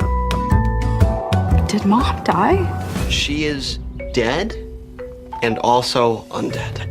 Zombie? I don't like that word. I think it's inherently negative. I don't like it either. Well, let's not use it. There's Drew Barrymore, Timothy Olyphant. Probably the two most likeable actors in the world, I would say. Especially in this. Yeah. I mean, I only really knew Timothy Olyphant from the Crazies remake, which is fantastic. Mm-hmm. I love that. Scream 2. Scream 2, of course. Yeah. And then a bunch of things that I never saw, like Hitman and Justified. Justified is, I think, what's made him quite a sort of beloved actor around the world, I think. Sure. Yeah. So they dropped that, and I thought, zombie. I like zombies to an extent. Yeah. I love those two. Let's see what this is about. And yeah, it's fun. Mm-hmm. It's a sort of sitcom about, so Drew Barrymore eats some clams one day. They go for a meal at a restaurant. She eats some clams. Turns out they're infected somehow, and she dies and comes back as a zombie. Yes. And so the whole TV series is about that couple and their daughter. The two of them are real estate agents, and it's them just trying to live their lives while feeding Drew Barrymore flesh. Yes. And that's kind of it. It's like the first series especially is about them just trying to keep her going and not getting caught. Yes, and kind of keep her at bay, right? Her hunger at bay. Because she needs that flesh. Yeah. And that's quite funny. Yeah. And it's got Nathan Fillion in. Mm-hmm. Initially, he does get eaten pretty quick. Oh, but then he spoiler. hangs around, which is also cool. Of course. But it's funny, it's lighthearted, it's very bright. It's not like any other zombie TV show. Yes, it looks... Because I watched the first couple of episodes, and I've got to say, it didn't grab me. I found it a little bit irritating. But I've heard, and I know loads of people on the Facebook group were like, you've got to give it a chance. Apparently, it gets really good. I would agree with them. I don't know that it gets really good, but it's a lot of fun. Yes. Timothy Olyphant is absolutely incredible. Just He has is this amazing. wide-eyed kind of naive husband. Yes. Just this character. I've not seen anything quite like it on telly, and he's amazing. Drew Barrymore Always in a amazing. career, in probably a career high. She's absolutely clearly loving it. Yeah. But it's fun. It's light. It's really bloody gory. Right, it is. This is what I Quite remember. surprisingly. I remember from seeing the first two episodes, and again, it's a classic zombie trope of like, it is the most grotesque, disgusting. I remember there's a moment when Drew Barrymore has to go show somebody, she's an estate agent, round a nice, clean, posh house, and she ends up like vomiting all over the bathroom and stuff. I was like, this is gross. But I guess that's kind of what you want from it. I mean, from something that looks quite, like you said, it's quite bright. It looks like you're watching Pushing Daisies or Wisteria, what's it called? Desperate Housewives or something, right? Totally. It looks like that. It's very bright, and it's got that kind of vibe, and it's quite light in tone, but also it doesn't hold back on the really nasty, grisly stuff. And this is what initially, anyway, Netflix was really good at, is because mainstream TV would have this idea, this sitcom. You wouldn't see any of that. Yeah. You wouldn't hear fucks and all other swear words constantly. But what Netflix liked to do was push boundaries. And okay, it might seem a bit more mainstream now, but when it started, I was not expecting like every other scene to just be blood spattered and sick spattered and just F words and C words just all over the place. So it's just great fun and gory. If you like your blood, like this, every episode's got tons of that. Well, exactly. Maybe I will have to give it another chance at some point. I mean, it sounds quite fun. It's fun, and it's just great. What about iZombie then? Tell us a little bit about iZombie. So iZombie is essentially, it's basically, and I don't know if it changes because I've watched 2 episodes and it's, however long. Yes. It's like, there was that spate of detective series in the noughties where you had Monk, who was the obsessive compulsive detective. Brilliant. There was Numbers, where he solved crimes through maths. Yes. And I think there was Psych, and I'm not sure what his thing was. He was psychic, maybe. It was kind of, I wonder if it was partly taken from House. Do you remember House? How I love House. Yes. He solved problems in his own way. Yeah. There were all these detectives or whatever with their own quirks. Yes. iZombie appears from the first 2 episodes to be a zombie who can help solve crimes. Right, so the quirk is that they're dead. Yeah. I can solve... Yeah, I'm a zombie. My name is Liv. I used to be passionate, inspired, alive. Now I'm mostly just hungry. And a zombie, so there's that. As day jobs go, this one was pretty grim. Until I got a taste of something more. Why the hot sauce? Is that a zombie thing? It's finally here. I've been terrified about somebody finding out about me for months, and you're acting like it's the measles. When I eat a brain, I get visions. Flashes of dreams or memories. Dr. Death, what's the story with my Jane Doe? No idea yet? She was arrested in 2008. How'd you know that? Liv. It's a psychic. Ish. She ends up working in a morgue, and one day she eats the brain of someone who's been murdered. Mm-hmm. Turns out when she eats parts of someone who's been murdered, she gets flashbacks to their life, so she can help the detectives solve the crimes. See, that is, you can imagine, can't you, people in a TV development boardroom? Like, that sounds like a winning format, doesn't it? She's a zombie, but she's also psychic? Yeah. What? Yeah. And the quote is, "I'm just a big psychic zombie." Brilliant. I mean, that just sums the whole thing up. Gives you everything you need to know.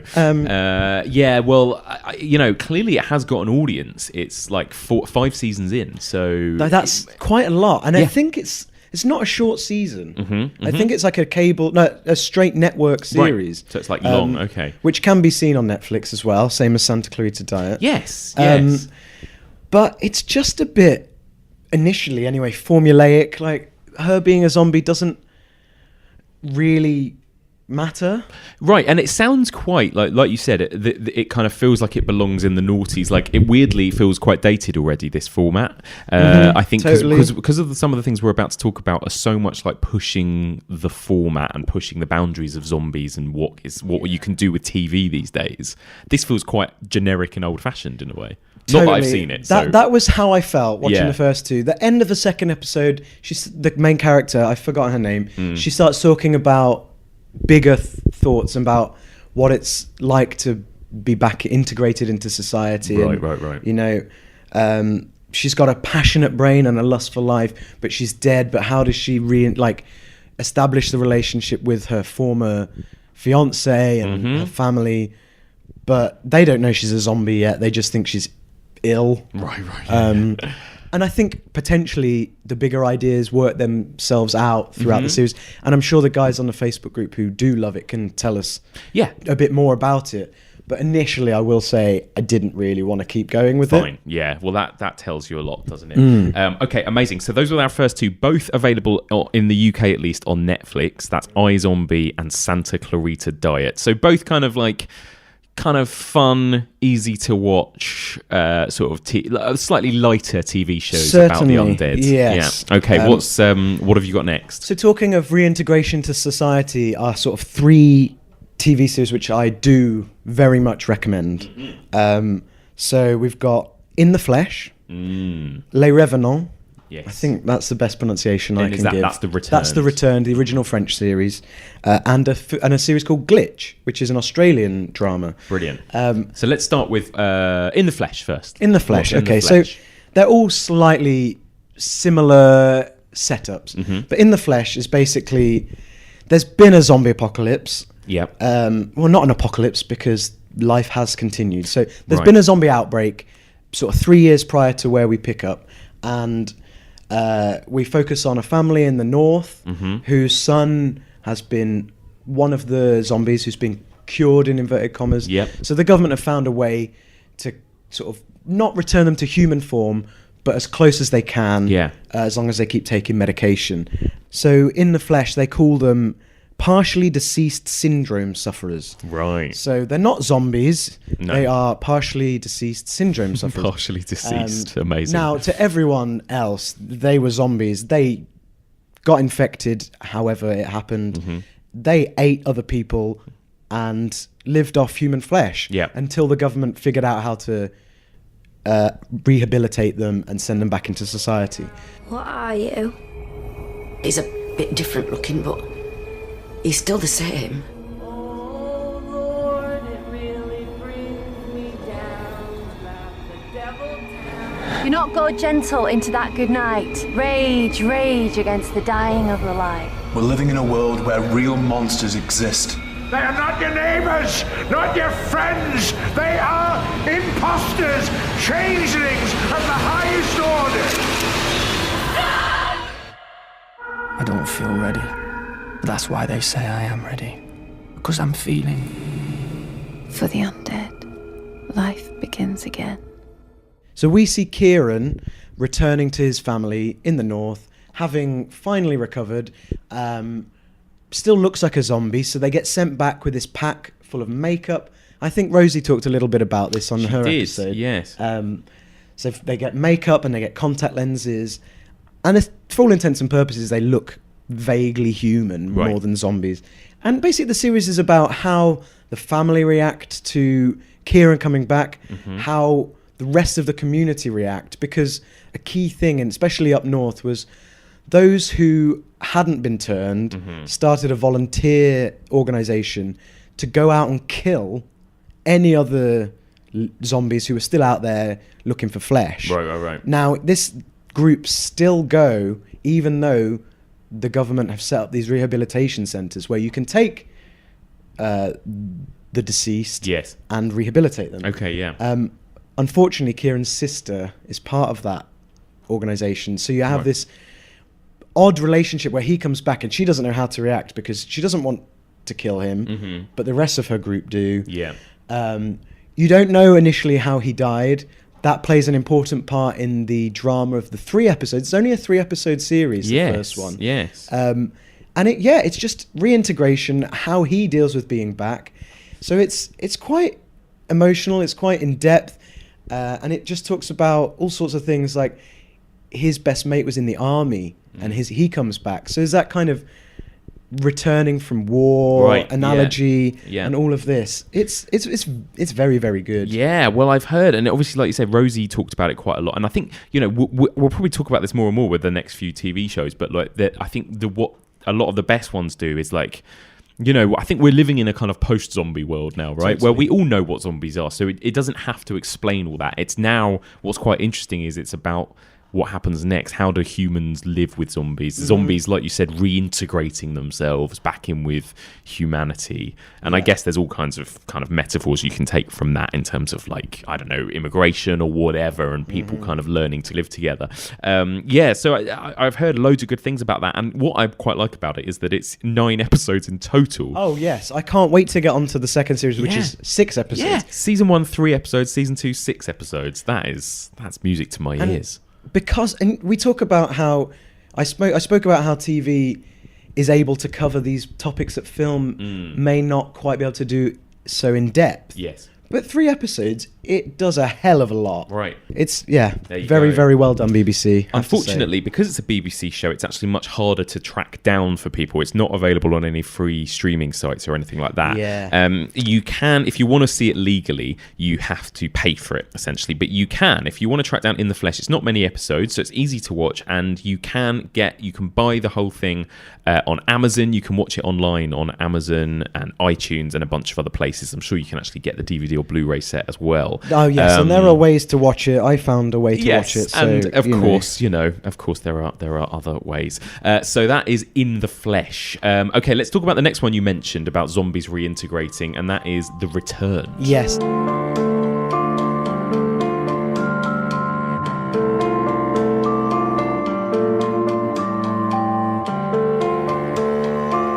Before you even said there was going to be TV in this series, I said to you, you've got to cover The Return. Oh, yeah.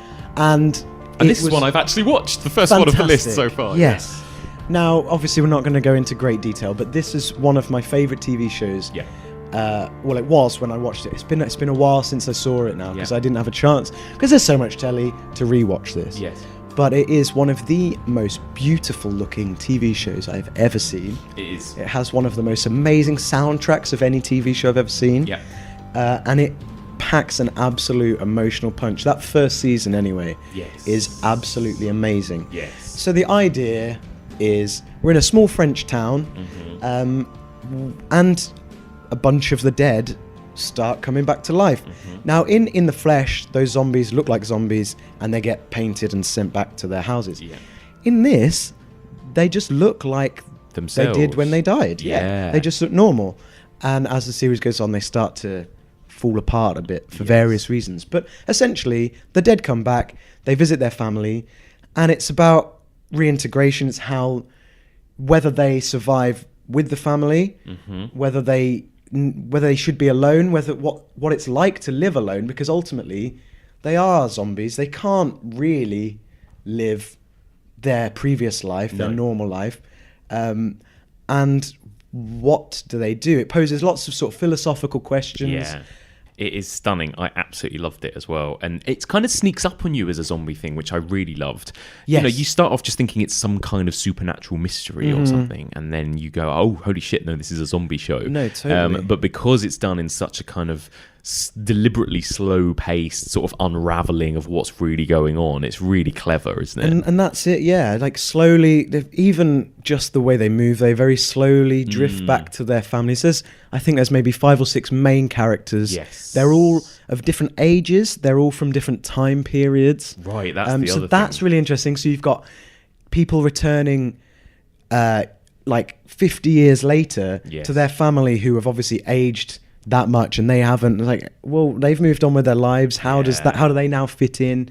It's amazing. And again, quite short, only 16 episodes in total, so it's 8 episodes per season. It's French, we should say. It's French and subtitled. I can't remember if it got a remake. Did it get a remake? It got an American remake. I think they made 2 series with Mary Elizabeth Winstead, who I love. I think it's her.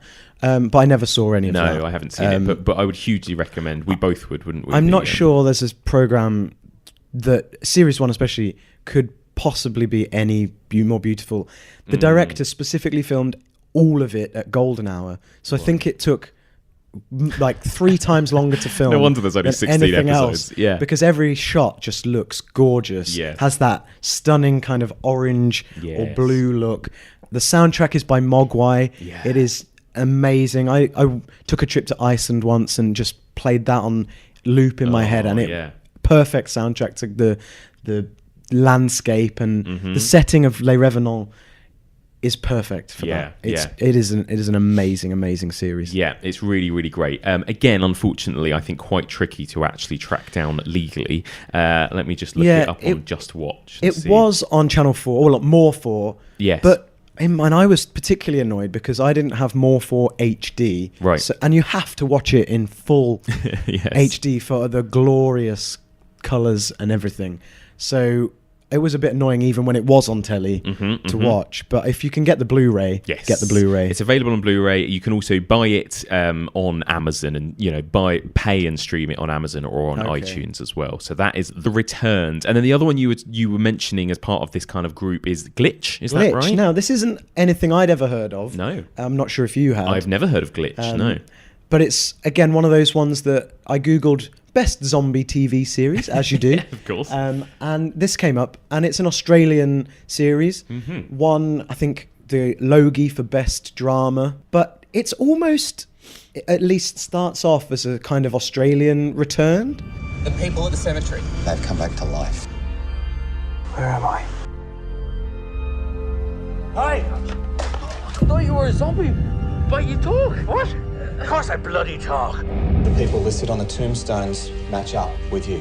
Charles Ernest Thompson. You've been dead for almost 100 years. Holy Mother of God. You don't believe this, do you? Do we look like zombies? Sergeant Vic Easley. Just wanted to have a chat about that business over at the cemetery last night. I don't even want to help you. Please, can you be quiet? I found another one.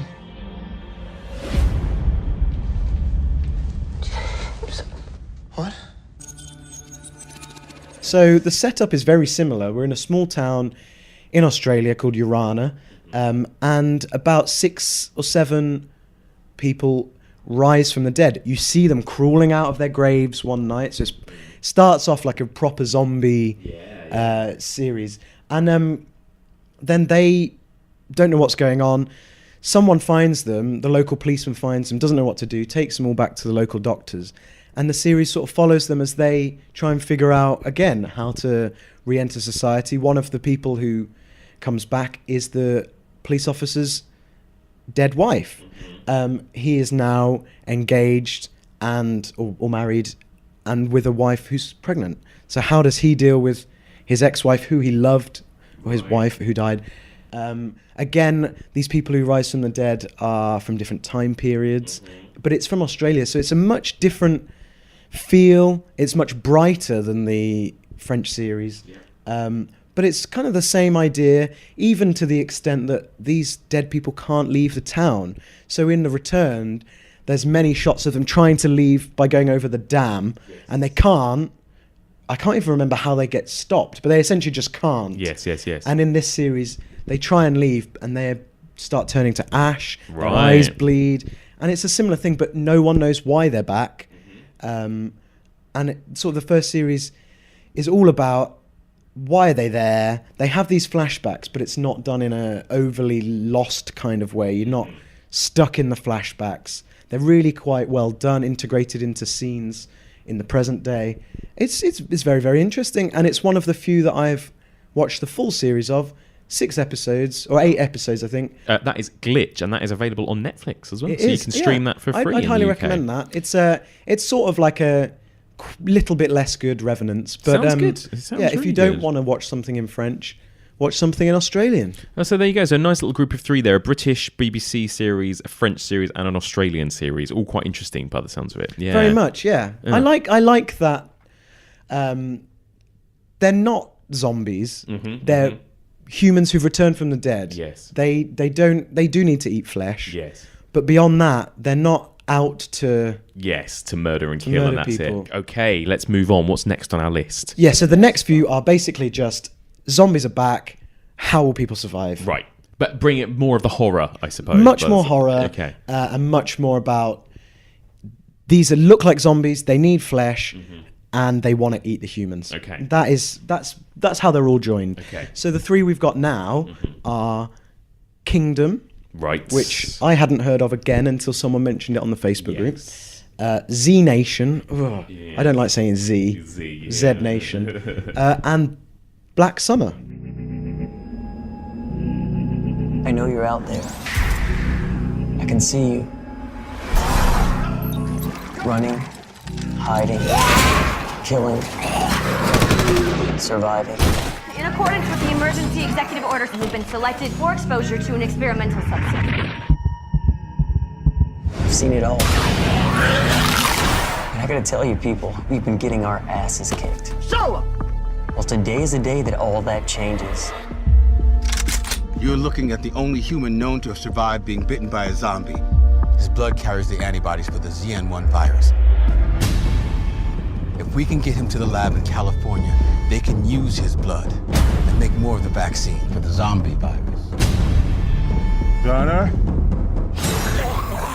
So Z Nation is a sci-fi series. Right. Sci-fi as in the channel and the production company. Gotcha. Yeah. And it is well, I've seen the first 2 episodes of this. This is a hugely successful series Yeah, I've heard made of it. by The Asylum. Oh, right. Yeah. So The Asylum, for those who don't know, make those terrible, terrible films. The kind of Shark They make- versus Yeah, they make whatever. the Shark versus. They make Sharknado, I think. Right, yeah, yeah. And they make all those Hollywood blockbuster rip-offs. So, like, I can't remember what they were called, but, like, there's a Pacific Rim one. Yes. There was a Jurassic World where they kind of one. make the posters look identical, and they make just And complete rip-off. The graphics are just shoddy. Yeah. It all looks terrible. Yeah. And the thing for me, I was kind of torn because Z Nation is what I wanted The Walking Dead to be. Right. So it kicks off. Zombie apocalypse is happening, and the crux of the story is there is one guy who could possibly save the world. He has been bitten, but before he's been bitten, he's been injected by government scientists, and it seems like the cure might have worked. Okay. And then all the scientists die because the facility gets overrun with zombies. Okay. And essentially, at least the first series is all about, go get this guy halfway across the country to somewhere that they might be able to use his blood to create a serum to fix everything. Nice. Okay. Basic setup. That's what I like in a zombie series. You've got to get from A to B, and along the way, we're going to kill a shit ton of zombies. Okay. And that's fun. And obviously, there's lots of different characters that you meet along the way, one of whom is DJ or BJ Qualls, the guy who's in Road Trip and The Core, Oh, the little geeky skinny one, yeah. Unfortunately, he gets lumbered with a role where he's in a kind of government satellite station in Alaska or somewhere, Antarctica, on his own. But he can see everything that's going on in the world, but he can't really do much about it. Okay. But he can guide these people across the country, provided they survive.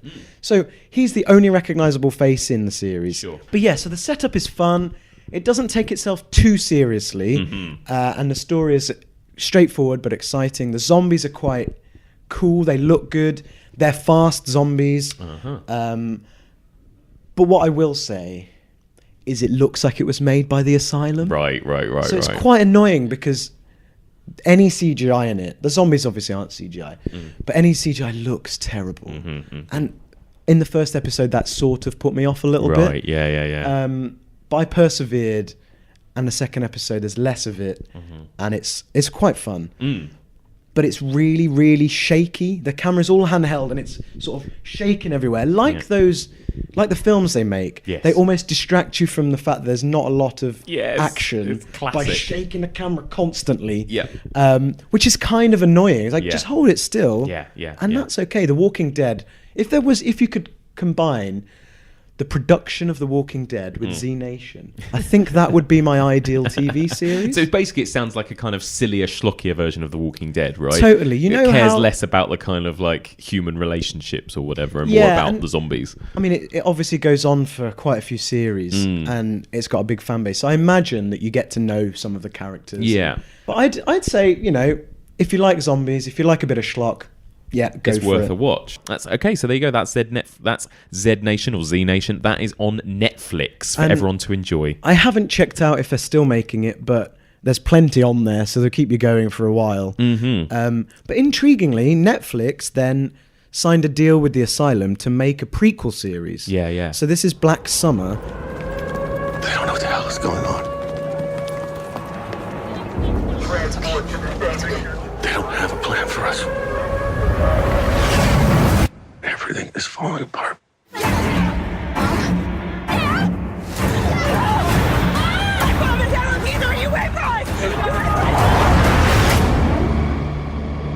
lost my daughter.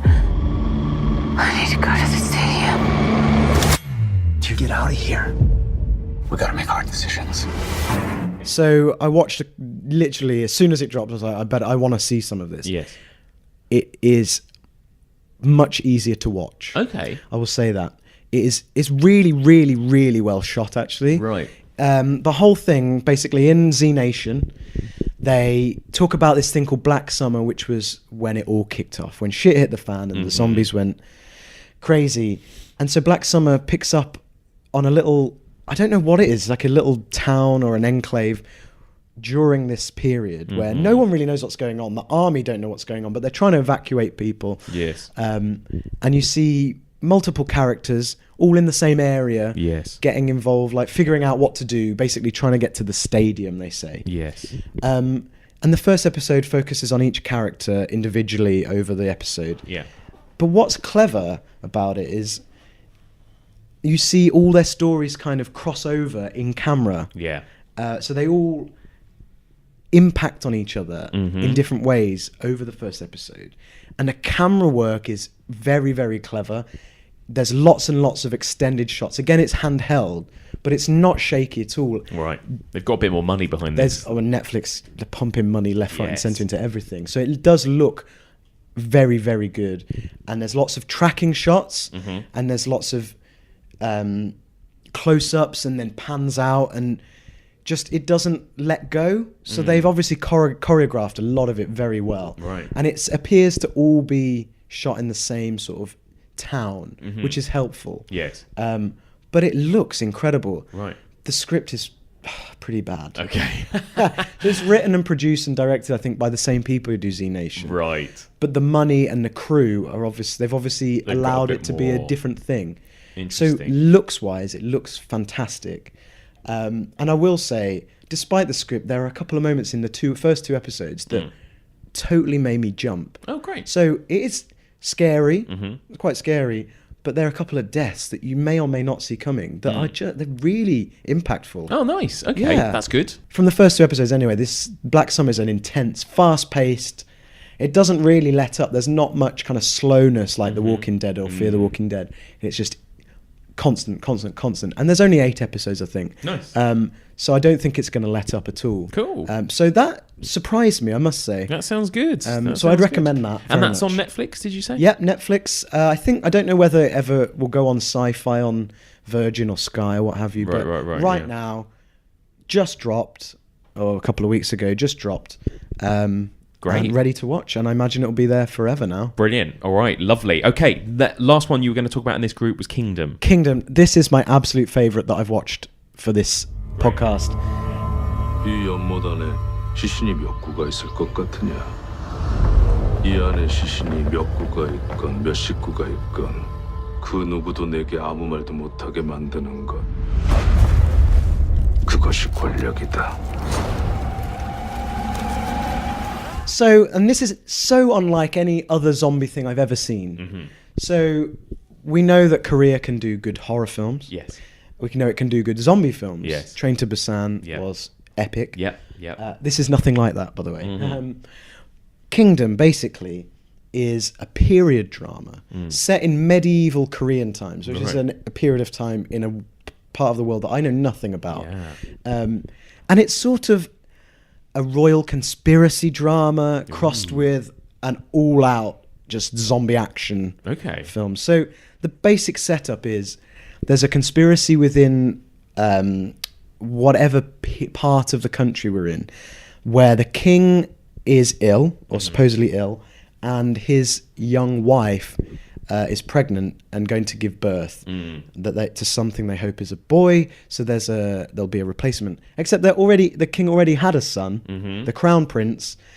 The conspiracy is that the queen basically wants her baby to become king. Right. So it stays in her blood. So her family become the new royal family. Right. And the crown prince is out the picture. So she creates a whole elaborate lie, basically saying that the crown prince committed treason and wanted to kill the king, his dad, which is not true. But it forces the crown prince out, and what happens is the king actually dies, and the doctor brings him back to life, right, so that he can remain alive in inverted commas until the queen gives birth. Ah, okay. He's not alive. He's a zombie. Okay, amazing. Now, zombie never gets used in this series. Yeah. But he's been resurrected by this amazing resurrection plant. And so he's chained up in the palace until the queen can give birth. Except that the doctor who goes to see him gets eaten. Right. And transported back to his village where he will be given a burial. But because in medieval Korean times, the peasants and royalty and the upper classes is such a massive gap. The peasants are starving poor, and they've had no food for weeks and weeks. Someone decides, instead of letting them suffer, he'll essentially feed them the body of the dead doctor, which is pretty gross in itself. And the nurse at the local hospital, it's like, when she finds out that he's essentially made everyone cannibals, is horrified. Right. But that is nothing compared to what happens.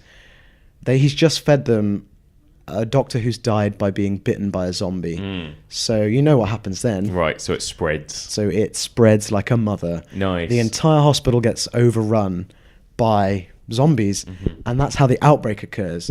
So from then on, you've got this drama of the crown prince trying to figure out how to avoid dying because the queen has sent guards to kill him. But he's also got to survive a huge zombie attack. Nice. And basically you see him grow, and he starts to try and defend the provinces and look after them and lead them, and he grows, and you see his sort of growth and his development.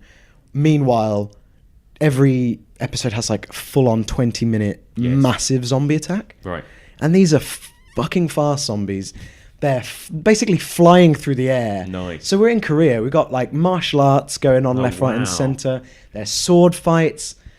I imagine in my head, I mean, every Korean horror movie I've ever seen, or every Korean movie I've ever seen, is beautiful and stunningly shot. Oh my God. Right. You wouldn't be wrong. Yeah. This is one of the greatest looking shows ever. I know I said about that about The Return, but this, I know it's like obviously a completely different setting, but these palaces are gorgeous. There's sweeping shots of the landscapes. The zombie hordes just running through the landscape is beautiful. Ooh, I'm gonna have to check this out. It is one of the most beautiful looking things you'll ever see. Amazing. I think Netflix, it's the first ever Netflix Korean production. So it's the first thing they paid for Netflix in Korea. Yeah. They pumped, I think each episode cost nearly $2 million. Nice. Now that's a lot of money. Yeah. And you can see it on screen. It sounds brilliant. I'm definitely going to check out Kingdom. I know a lot of people have already recommended it. And yes. It sounds amazing. It sounds right up my street. Utterly brilliant. Amazing. That's Kingdom, so that's available on Netflix. Now this has made me think of, I'm going to segue us slightly because, I was thinking epic TV show about kings and queens and battling for the throne, and then also there happens to be zombies. We should probably talk about what is probably the biggest TV show in the world right now. And actually, as we're recording this, it hasn't begun its final season yet, so we don't know what's about to happen in season 8. But of course, Game of Thrones. Totally. And watching Kingdom, especially the final episode, I was like, this is on a par, scope-wise, with Game of Thrones. Thrones. Amazing. Very briefly, I mean, everyone's talking about Game of Thrones to death right now, but it technically is a zombie TV show, right? It has zombies in it.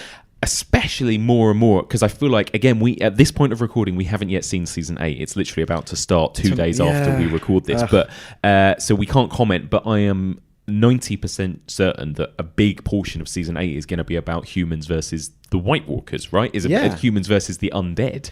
And obviously the entire series has been building to this. Right. We saw glimpses in series 1, and every series we get a little bit more of these undead. Well, literally season 1, episode 1, it begins. The whole of Game of Thrones begins. The opening scene of the program is the White Walkers, is a little girl getting turned into a zombie, isn't it? So it kind of sets up from the start, like, by the way, this is happening, as well as all of this other politics and everything else. Well, just briefly, are you a fan of Game of Thrones? Do you like it? I am. And I remember specifically sitting down when the very first night it aired on Sky Atlantic. Yeah. I was like, right, I'm going to give this a go. Because Sky Atlantic was very new. Yeah. It was like, we're going to show some of the best TV from America. Yeah. I was like, okay, well, I don't really like fantasy that much. No, I don't. But I'll give it a go. And I was put off by the fact that it looked like Lord of the Rings or something. Likewise. Yes. And I sat there and I was like, this is good. Pretty gory. Yeah. Bit of sex. Oh, yeah. And then the end of that first episode, yes, where there's incest and Bran gets pushed out of a tower. I was like, you've got me. I'm in. That's exactly. Totally in. Yeah. And yet, watched it all. I haven't rewatched any of it. So what I will say is I love it. There were 2 series that I didn't love, particularly. Where they were in the middle. Yeah, where they were just travelling around. Me too. Not doing a whole lot. I think it's season 5, season 4 and 5. Yeah, that sounds about right. Oh, it's a slog. It was a slog. But it has it's really picked itself. up the pace My again. God. 6. What series is this going to be? So 8 is about to start. So 6 and 7 completely redeemed itself. Yeah.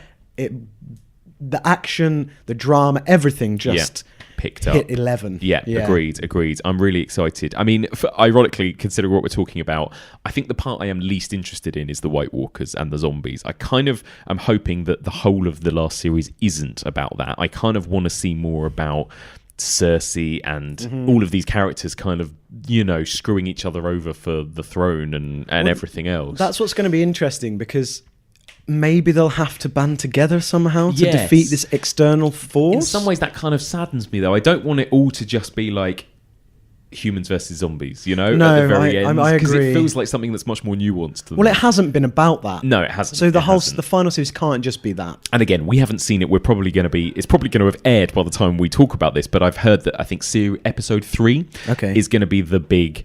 It's a 90-minute episode, and it's essentially, the creators have described it as like a war movie. It is like it took them 50 days or 50 night shoots to film it, which is the most anyone's ever spent and the most anyone ever spent on a TV episode. And I think that is going to be the big humans versus the dead. That's what episode. It sounds like. Yeah. So what I'm hoping is maybe that will be done with by episode 3, and then it's only a 6-episode series. So maybe in the latter half, 6 episodes, but they're all like 70 minutes plus. I must have known that 2 years ago when the last one finished. Because the thing with Game of Thrones is there's so many characters. It's just so big and every sprawling. year I forget everyone's names.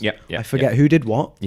And it's been 2 years since the last series, which I know was incredible. But love Game of Thrones. Very excited.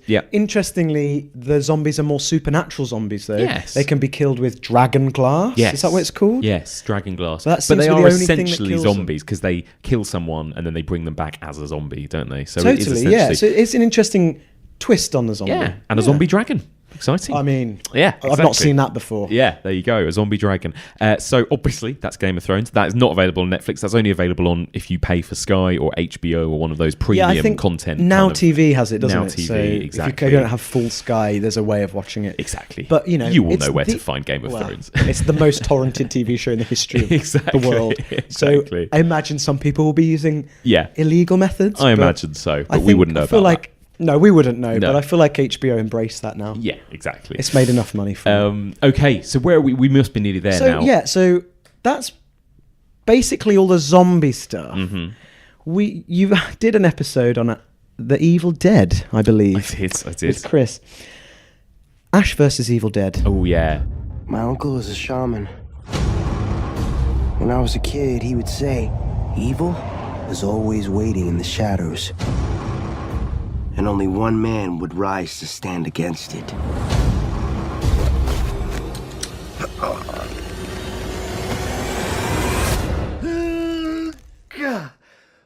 Yeah, looking good. Looking sweet. Okay, so Ash versus the Evil Dead. We'll keep this brief, but I've heard a lot of good things about it. It's worth a watch, right? It is fantastic. Yeah. I love Evil Dead. Mm-hmm. I love Evil Dead 2. Mm-hmm. I haven't actually seen Army of Darkness. Oh, so interesting. You know, I know, controversial maybe. Yeah. I know it's most people's least favorite, but yeah. whatever. The TV series is one of the most fun TV series I've ever seen. Nice. It is gory as hell. Yeah. It is absolutely hilarious. It is action packed. Yeah. And it's just fun. Yeah. It's like I remember watching, and I might have said this way back when, but I watched Drag Me to Hell. Yeah. And watched it with my friend. I found it hilarious. It is I think hilarious. that's okay to say. Yeah, of course. But she found it terrifying. Yes. And that's what Sam Raimi's great at. And that is the tone of the series. Right. So there's 3 of them, and then that's it. That is it. And I think Bruce Campbell's come out and said that he's It's never done. going to do Ash again, hasn't Yeah. he? So, but what I will say is, it is brilliant. Amazing. It treads that line of just Wackiness wacky and- goofiness with like pretty horrible evil beings. Yes. Lots of blood, lots of flying bodily parts and bodily fluids. Great. I think one of the funniest moments I've ever watched in telly comes in season 2. Mm-hmm. There is a fight with the evil in a morgue with a dead body lying on the table. I don't want to give any more away, but I know some of the guys on the discussion group have seen it. Nice. It is one of the funniest things ever. Okay, amazing. That's Ash versus Evil Dead, and that is available, I believe, on Netflix now. I think Season 1 is on Netflix. Season 1 is on Netflix, which is great. Yes. Season 2 is the best, but it is available on Virgin On Demand, I think. Cool. Okay, well, that's it. We've got one more important TV show to mention, right? Yes. Charlie Brooker is in the building today, I believe. Yes, he is, while we're recording this, yes. So, Charlie Brooker, before Black Mirror, there was Dead Set. Grayson, Marky, and Pippa. 3 little piggies. But who's going to be squealing all the way home tonight? Someone's coming out!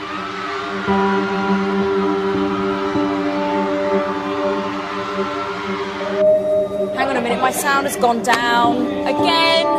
Where's Sophie? Anybody know where Sophie is? Hello? Oh my god, is that actually what Channel 4 is putting out? Yeah, why? Oh, get fucked. I think this is possibly, and I think it's in some ways it's a little bit unfair to compare this because it's just deliberately designed as a contained mini-series, right? Sure. So it's almost like a very long film, but it's so fucking good. It would be, I think, one of the best zombie TV shows. Totally. You should. I mean, it's worth watching it all in one go. Yeah. As a reminder, I watched it all in one go for this. Yeah. And it is fantastic. I think the first episode is like 40 minutes. Mm-hmm. The rest are all 20, but you might as well just watch it. Yeah. And as there's like only a about is it 6 episodes in total? Yes, 5 or 6. 5, and I yeah. mean, the total runtime is about 2 hours 10 or something. Yes, so exactly. That's a film. Yes, exactly. But yeah, the setup is basically there's a zombie outbreak. And people try and survive on the Big Brother set. Yeah, amazing. And, it's a classic Charlie Brooker thing of like very much kind of satirizing the media, the television industry, whilst also being this incredible zombie film. Totally. And it does start off literally like you're watching an episode of the UK Big Brother, which at the time was one of the biggest TV shows that everyone was watching. Oh, it really was. right? And I will say, it does a spot-on parody of Big Brother. It is does. essentially bang on. Everything. And Charlie Brooker worked for, he owns a TV company called Zeppotron, which we've worked for, and it's part of the Endemol kind of umbrella. And Endemol, he used to. And me and you both worked for Endemol. That's where we met. And Endemol make Big Brother. So he had access to Big Brother, branding the actual Big Brother house, the theme tune, people that had been in it. So it really does feel like an authentic, you're watching an episode of Big Brother that also just happens to have zombies in it. And a zombie Davina. A zombie Davina McCall. It's just so good. It's very British. I'm not sure how much a lot of US sort of viewers might get out of it in terms of those Big Brother references. Maybe not. I mean, they do have Big Brother. They do have Big Brother. Well, and also, I think as me and you, as two people that have worked in television for a long time, I think it's spot on in its like satire of television producers, television directors. Oh, the whole thing. For me, it was more enjoyable to watch the TV stuff than the zombie stuff. Oh, totally. Like, It satirizes the Big Brother perfectly, satirizes telly perfectly. Yeah. All the behind the scenes stuff is so funny. And you've got the brilliant Andy Nyman in it, who plays the kind of monstrous TV producer who is such a dick. And he does it so well. He I mean, does. the performances are great.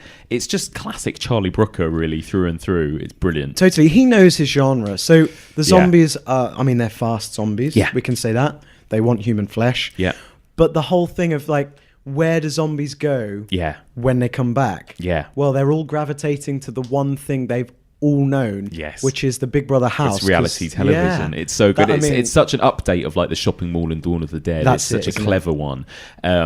Charlie Brooker, I think he loves the horror genre. He also loves video games, as we all know. And I think there's always that connection between zombies and video games as well. So I think that's a perfect mashup for him. Totally. And he kind of dabbled in sort of zombies in a few episodes of Black Mirror as well. There was an episode of Black Mirror called White Bear, which is where a woman wakes up and everyone in the world is like filming her on their phones. And he kind of talked about how that was like a spin on a sort of post-apocalyptic zombie format. There's also another one with sort of soldiers killing people and then an infection. I can't remember that particularly well, but I thought it didn't capitalize on certain themes as much as it could have. Right, yeah. It was good, and it was a zombie kind of thing. But I think it was going for something slightly different as well, wasn't it, in the end? There was a kind of twist at the end. And there's also a really good one. There's a black and white episode with Maxine Peake about and it's a post-apocalyptic thing about like a robot coming after them. A lot of people didn't like that, but I thought that was fantastic. It was great. I think it didn't particularly have that kind of Black Mirror